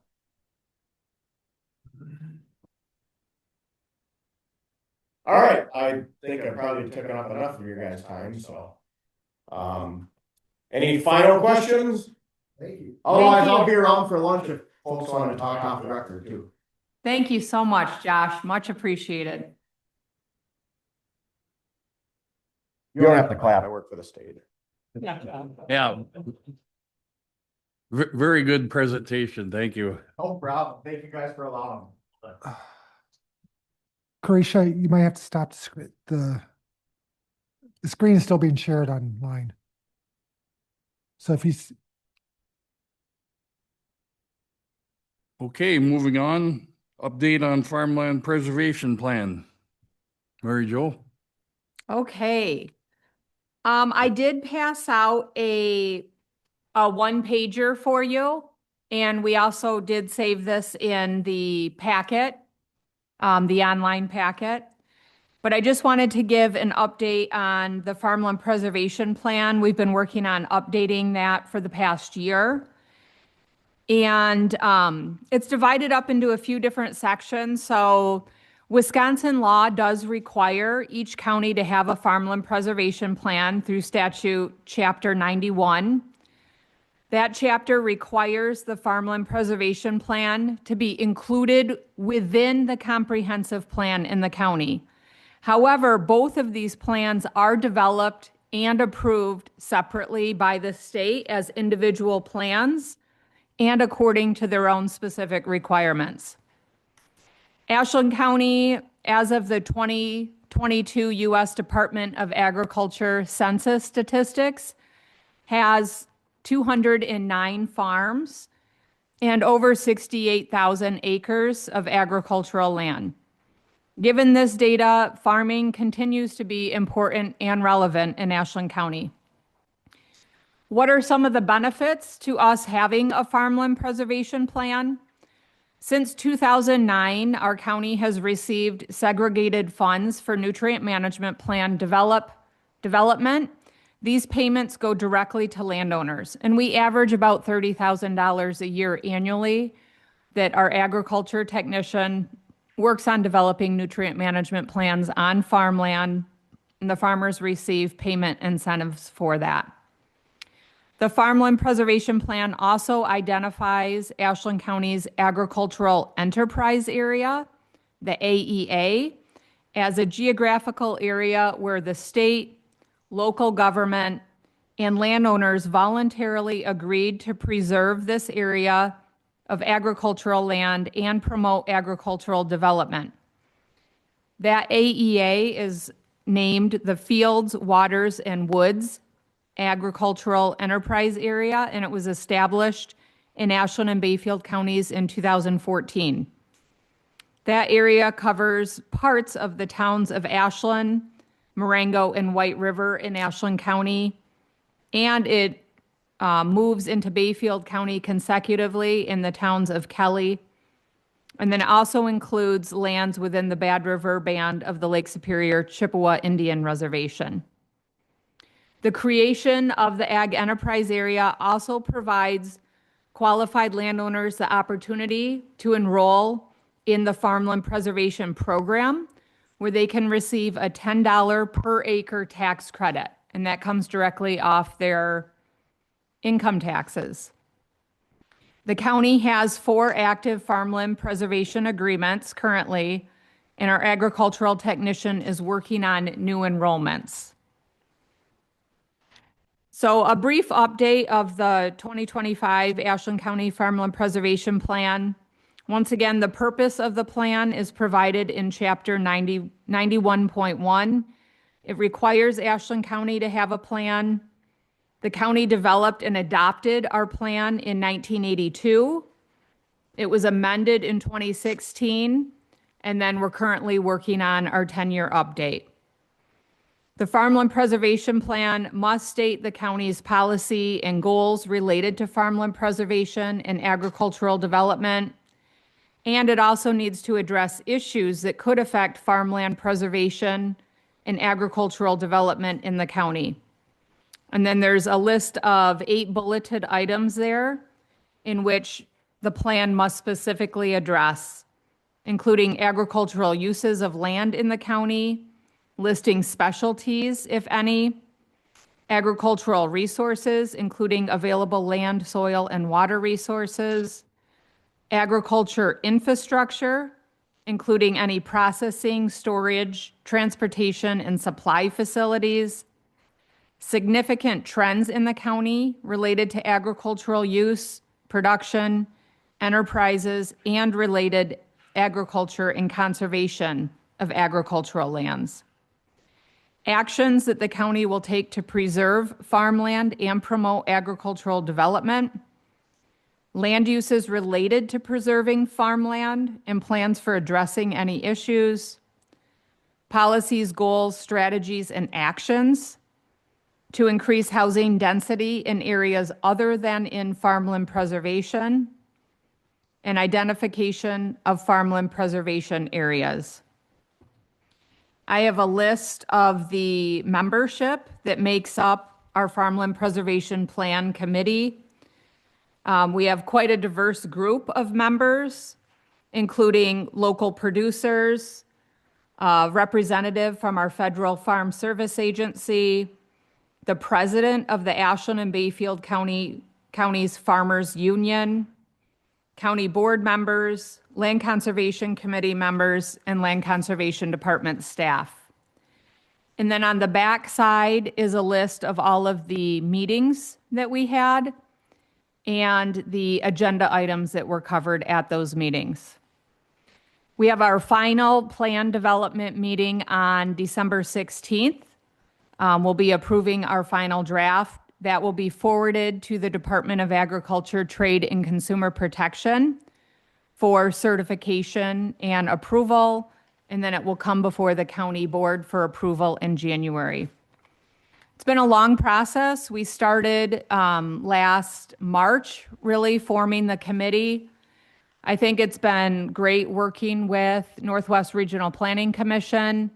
They were hired as our consultant. We did receive a grant from the state to pay for 50% of the cost of their fee. They've developed over 100 different plans in their history, including they just recently updated Ashland County's hazard mitigation plan. They've worked on land and water resource management plans, comprehensive plans, farmland preservation plans for decades. So they have a well-oiled machine as far as procedures and policies. They organize the meetings, and they've been very easy to work with as far as communication and providing updates. So I'm happy to entertain any questions if you have anything. George? Mary Jo, so it looks like there's about $30,000 in payments to our local farmers, if I'm reading this correctly. So from your perspective, from managing land conservation, other than those payments to farmers, what are the benefits in terms of land management that you see in actually doing the plan? In other words, does the plan have more purposes and utilities other than just getting payments to these farmers? Well, according to the farmers in Ashland County, farming is still a high priority here. We have a very large local food movement happening in both Ashland and Bayfield counties. Many of our dairy farms have converted to beef grazing, and the number of small hobby farms here have doubled. So I would say it's an economic revenue source. Yeah, but that's not the question. The question is, what is the utility of putting all this work, man hours, and time and energy into doing the plan?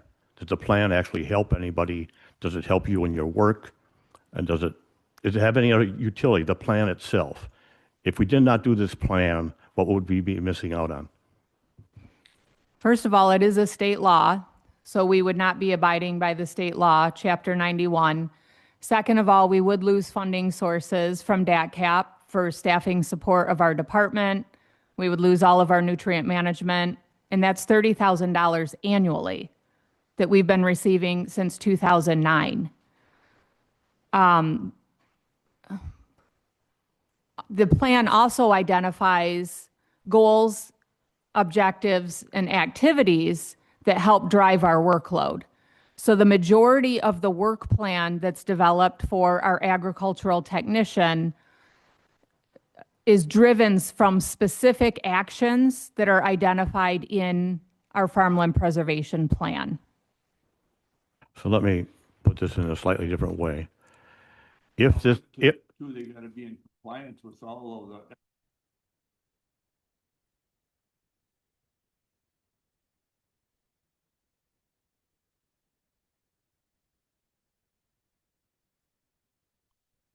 George? So let me put it this way. If it was not a state law, if we were not required to do this, and if we weren't going to receive payments to our farmers under this $10 per acre program, would you consider it worth your time and energy to be doing this plan? Well, to me, that's irrelevant because it is a state law. So as long as I work for the county, I will abide by the state laws and county regulations that I'm expected to abide by. Jim? George? Okay, so in summary, I'm just challenging whether this state law is still useful for us. It's not a challenge to us as a committee or as a board. I'm just asking the question, is this program out of date? I don't know the answer, but that was basically the point of my question.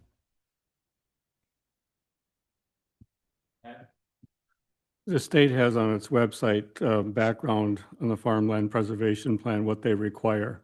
So as Mary Jo said, yeah, that's what they're doing. It's really driven, in my mind, from reading what the state requires about a mechanism to provide funding, as Mary Jo said. Could it be better in many ways to support people who own land, farmland, whether they actively farm it, rent it out, et cetera? There's a lot that I think is out of date and could change.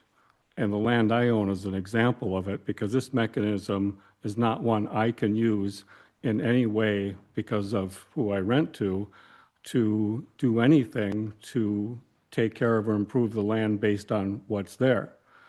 And it's just a big gap, and neighbors out there, it's the same situation. So, but that's a state question, that if we wanted them to change the law to make it work better, so it's more effective on actually preserving farmland, there's a lot the state could do, but that's on the state end to get that done. And this plan just complies with what the state does, and it's really tailored, in my mind at least, for the southern half of Wisconsin with bigger farms and, you know, more revenue generated from the land they own, because you've got a minimum threshold you need for income. And a lot of people up here with small plots, you know, they're not getting that income, you know, to qualify, either whether they run the land or they rent it out. So it doesn't serve the northern half nearly as well as it could if it were updated to be more inclusive for ag up here, in my mind. Charlie? Exactly. And we can put those comments in sections of this plan as changes we would like to see. That's how I look at this plan from the start. The appendix on threats to farmland, we sat down for hours trying to, deal with what those are. One of them is a shortage of farmers. And we sat down with Andy Stroud. So we've done some things in this plan to address the actual problems we have here. And we can, with this, we can modify this plan even further to include those comments, which are very relevant, that you just made. And I'm sad we missed it. But we can adjust this plan to tell the state how we need it to be to meet our specific needs up here. It isn't, they've made it as like a one size fits all, like you suggest. And that can't be how it is, especially up here. We've always been different.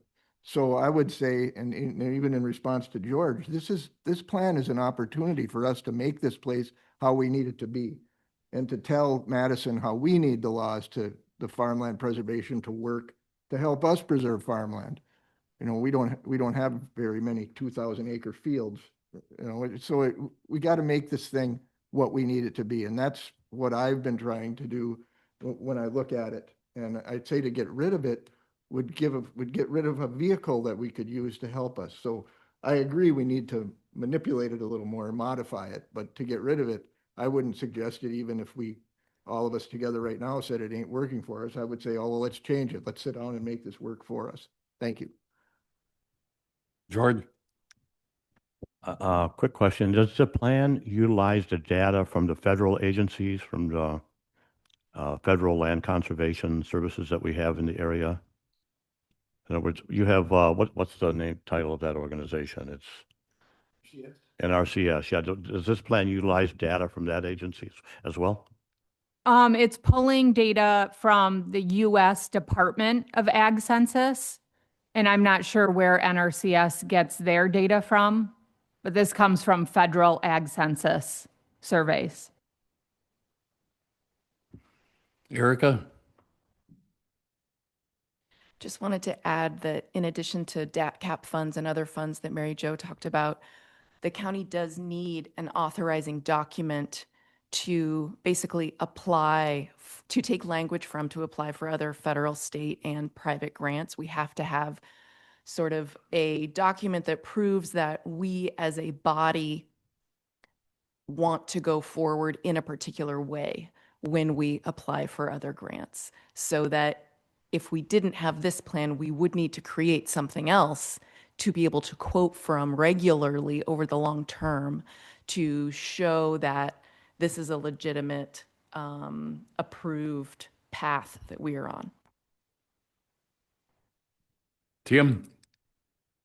So, you actually bring a good question up, George, of like, what's the purpose of this and how significant is of it? Because not a lot of farmers are using it right now. And that's for sure something that I'm digging into, with only having 4 farmers actually using the plan.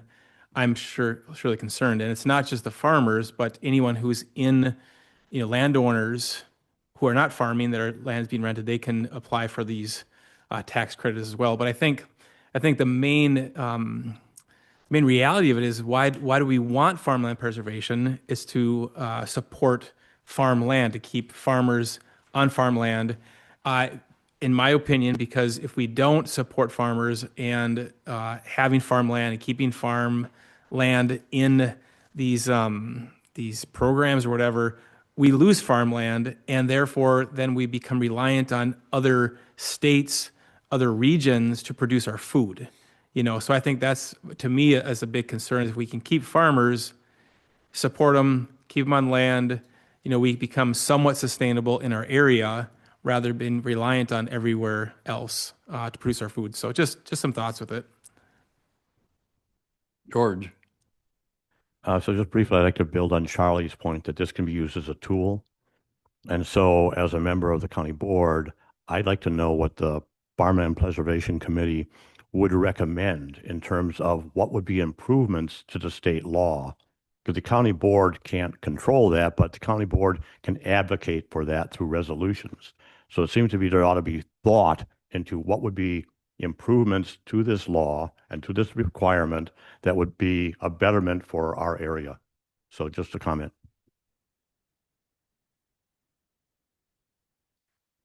Charlie? Just to make George feel a little better, that's exactly what we tried to do. We made a small start on it. Angie Stroud has taken some of our, how many hours did we work on that? We met twice, just to talk about the threats to farmland. But we can build on that. We'd love to see you'll get to read the plan and see that part. And then maybe in the comprehensive plan standing committee, we can also look at that on a continuous basis. It should, why not? So we're heading in right the direction you suggested. Thank you. I also wanted to mention another advantage of having plans like this is it opens us up for additional grant opportunities. So I'm going to be submitting our 5th National Association of Conservation Districts grant application. We've had 4 successful applications since 2021. Those have funded our agricultural technician. They average about $120,000 a year. And in all of the federal grants I apply for, they specifically ask, are these objectives and activities identified in local management plans? So every opportunity that I have to reference plans that identify this type of work, it actually helps us become more eligible and rank higher when we are applying for grants. So that's an advantage that kind of goes unspoken, but brings in money opportunities to the county. Any more comments? And as far as a threat, the chair recognizes Jerry Richardson on a concern.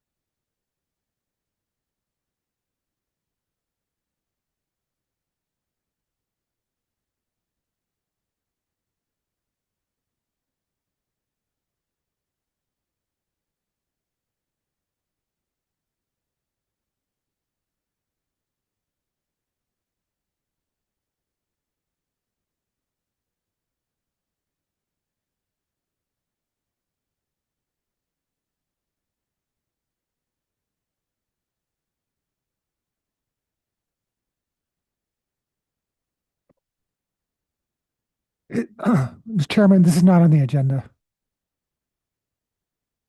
It's not on the agenda. We can't discuss it. George, Yeah, objection. We're talking about the preservation plan, and this is pertinent to the preservation plan. So it is on the agenda. well, I classified it as a threat to farmland in general, so that's why I just added it in without it being specified, but it's a concern and duly noted, and we'll be moving on then. Definitely affecting our groundwater, and that's what we stand. I can put it on the next agenda as a specific item. Okay, then, moving on, environmental impacts. I'm sorry, can I have one comment? Charlie, once more. I know, taking it back, can someone tell me what fly ash is, just for FYI?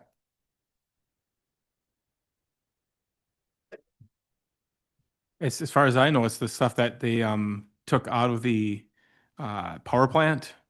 Like that's the byproduct of burning from the wood chips. Yeah, that's my understanding.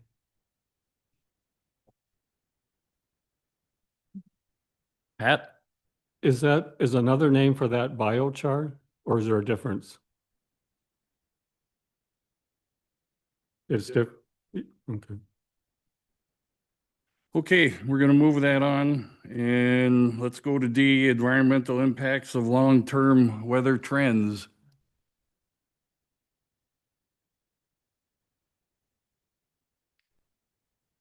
I have none.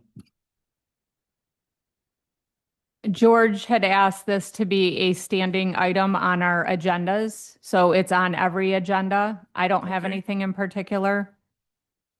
George? Yeah, I don't think we need to, I have no particular item on this, but I appreciate it being on each agenda to give us the opportunity. So that if it's on the agenda, then we can talk about it if we need to. But it doesn't include fly ash, so we should move on.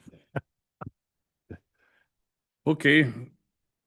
Then we'll move on to number 6, agency, NRCS, and staff reports.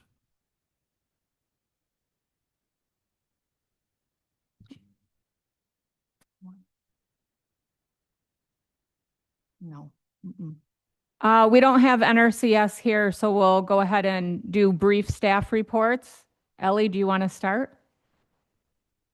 I'll keep mine pretty quick. To sum up from last meeting, I did complete all Clean Boats, Clean Waters hours, and they are listed on my staff report. And then for educational outreach, Scott and I have done one more nature scavenger hunt program at OLL, and we have one coming up tomorrow with the local homeschoolers, which will be super exciting. And then in the works is one with Ashland Middle School 4th graders. And then as watershed project coordinator, we have finally been able to start work on the new Upper Brunsweiler GLRI grant. So we've been doing initial site visits with the landowner, DNR, permitters to talk about plans for that upcoming work in the next year. Alrighty, I can chime in next. As always, yeah, feel free to give a shout if you have any questions. Should have my report in front of you. In addition to the education that Elliot mentioned, she talked about the nature scavenger hunts at Our Lady of the Lake, and we have another one coming up tomorrow with a homeschool group. So should have about 30 participants for that. So always good to get that environmental education out there. In addition to that, we're kind of in the midst of, or just kind of wrapping up grant reporting season, as well as applying for funds for 2026. So I worked with Mary Jo to submit our reimbursements for Clean Boats, Clean Waters, as well as our Lake Monitoring Protection Network that funds a lot of our lake monitoring, as well as our invasive species projects. So got those applications in for 2026. Haven't heard back from DNR quite yet. Usually that's kind of January or early February. So that should be just around the corner there. The reimbursements, we did receive confirmation. Everything looked great. So we expect full reimbursement as far as that goes.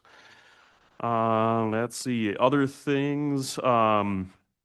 I guess one kind of exciting thing, I've been working with the staff at the Northern Great Lakes Visitor Center. We have a new exhibit going up there. We have our conservation poster contest that we do every year, and we're up to about 14 or 15 kind of winning posters from both regional contests as well as state contests. And over the years, we've assembled I always call it kind of like the poster contest wall of fame. And we have a new display going up at the visitor center to display all of those posters. So I thought that was kind of neat. That way, all the students can bring their friends, family, and of course the public to go check out all their awesome work. So yeah, so that should be going up probably as we speak, to be honest with you. So very, very excited about that. Speaking about conservation poster and speaking contest, we are live right now. All that information has been sent out to the local schools. I have received word from quite a few teachers already that they will be participating again for this 25-26 season, which is awesome to hear. Yeah, I should have a lot of posters and hopefully some speakers as well. But again, just nice to get that environmental education out there. And then lastly, tree and shrub program, the sale went live. What was it? October. Let's see if I have that date. October 21st, our tree and shrub sale went live.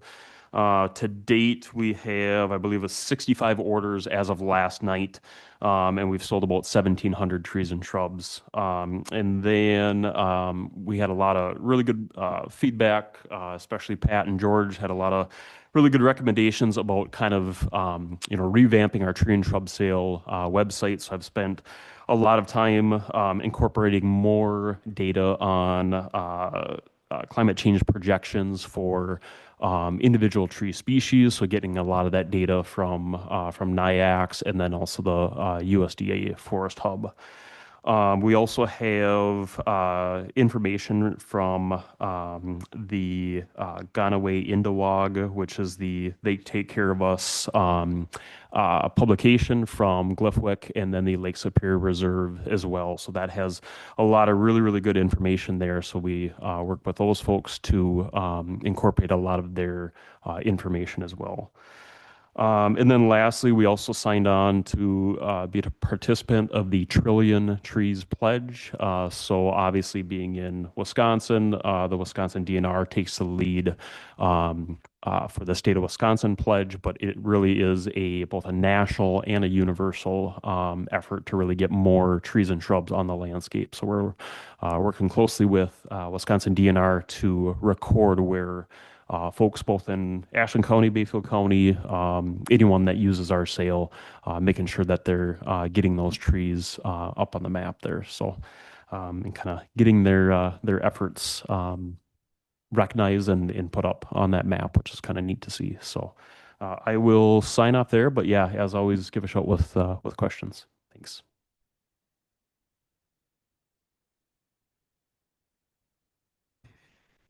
I think I'm next. So you'll have my report. So just working on nutrient management plans and trying to get guys connected to farmland preservation. But the big caveat with farmland preservation is they have to have nutrient management. They have to be in compliance with that. So a lot of the farmers need to, so the state DATCAP is introduced a new version where the nutrient management data is all kept. It's the SNAP Plus program. So now they're in version 3. And so there's not too many farmers yet in this program. So that's going to be a big goal for 2026 for me, is to try to get the data that we have currently from farmers into this new program, update maps, and eventually get soil tests in and stuff. But so that's one of my main things I'm going to be working on.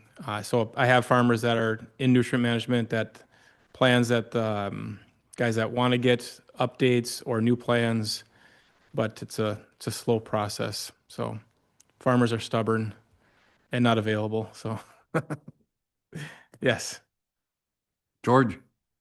Yeah, Tim, do you get any feedback from farmers that you talk to about the the 10-year requirement on farmland preservation qualification? So that is better than what it was because it was 15 when the new program started, and before that, like a lot of the farmers are familiar with the farmland preservation from I think the 80s, and it was the program was just set up different, and then I think late 90s, early 2000s, there was a big shift in it.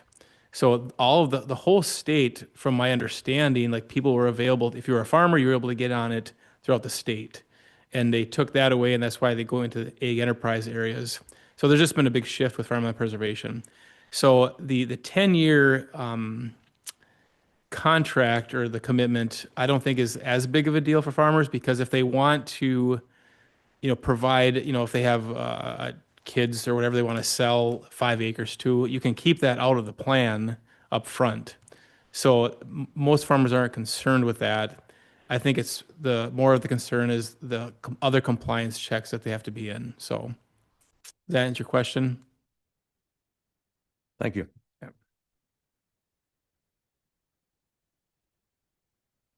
And I believe you have my report in front of you. I apologize. Last meeting, I was not able to attend.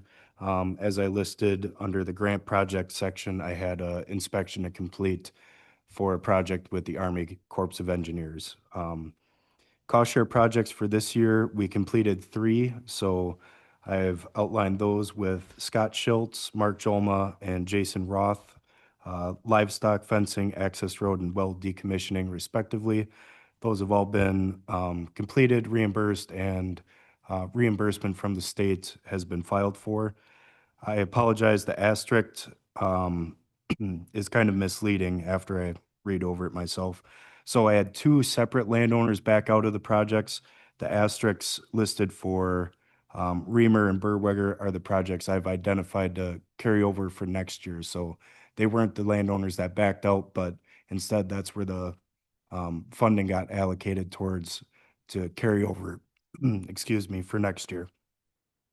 The reasoning there, we just didn't have enough time to implement before weather this fall and winter.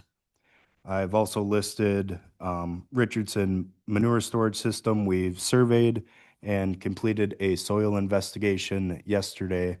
The picture for that is on the bottom left.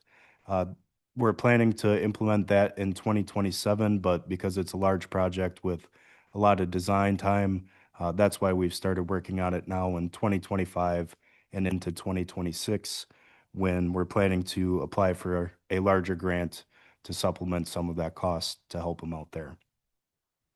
I have also listed under the natural flood management grant projects that the Berweger Farm project that I surveyed in November, grant has been applied for that project as well.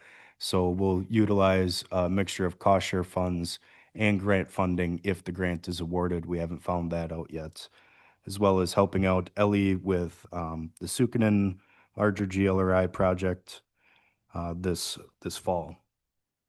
A few pictures at the bottom there. I mentioned the soil investigation that we did yesterday on the bottom left. The top right picture is the well decommissioning project, pulling that old pipe out at Jason Roth's property. And the bottom right picture is Mark Jolma's completed access road. So I can entertain any questions if you have any.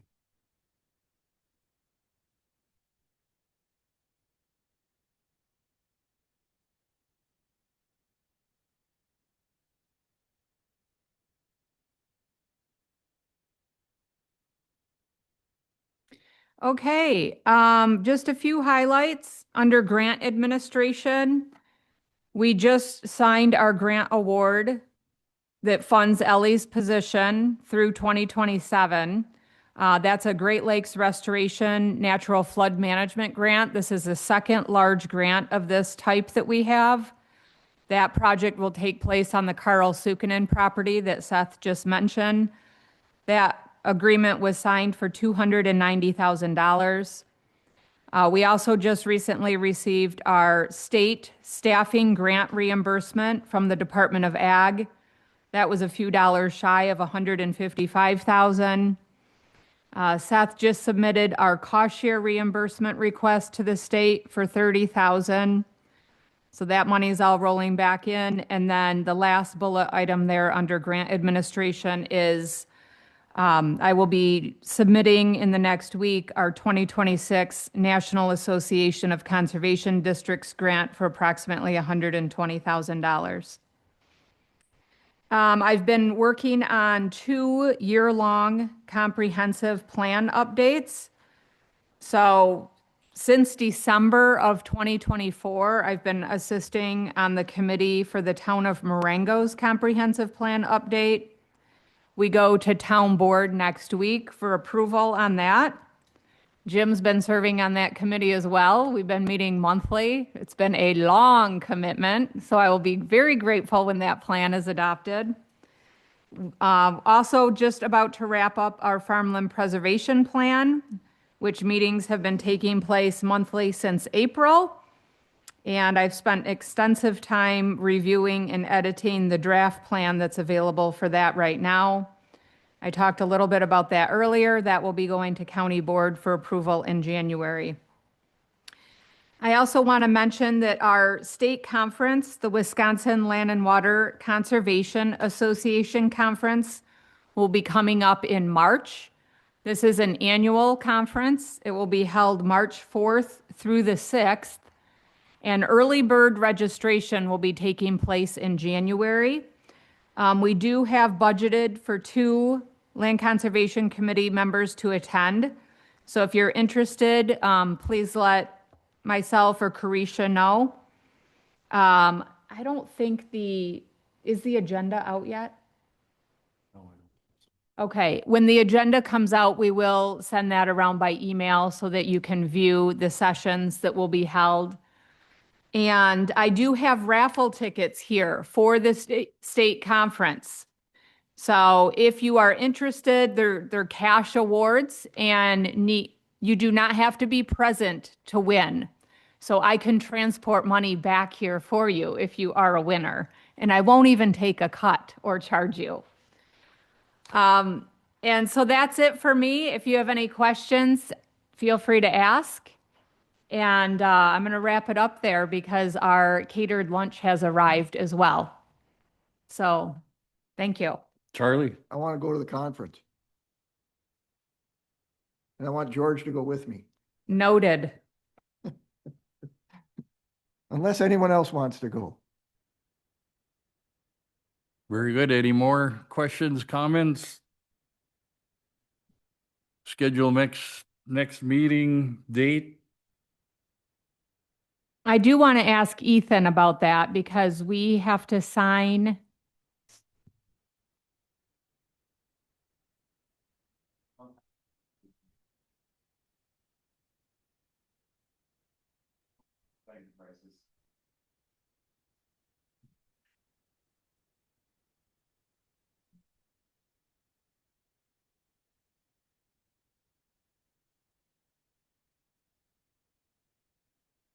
Do you guys want to meet on February 12th? It's a Thursday, or February 11th? It's a Wednesday.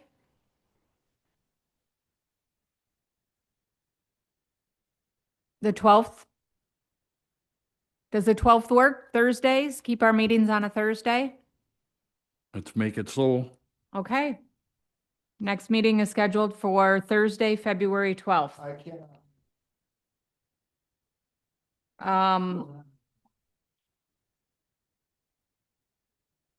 Okay. The following week is out for me. The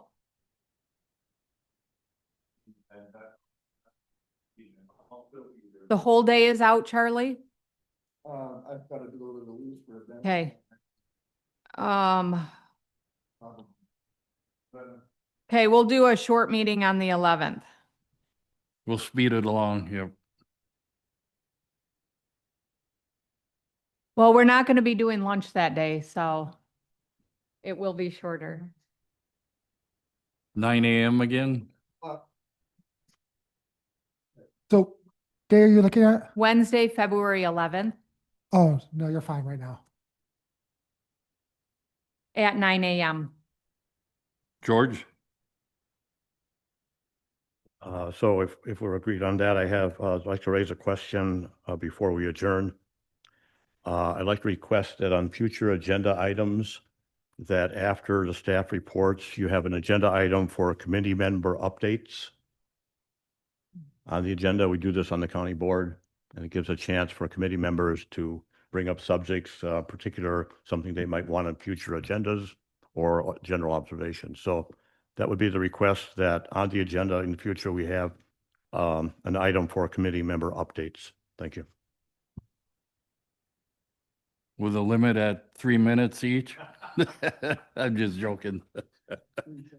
You can't talk about finance. Okay. That being said, any more questions, comments? Hearing none. We will be meeting again February 11th, 9 a.m. Gonna ask for a motion to adjourn. Move to adjourn. Charlie, motions.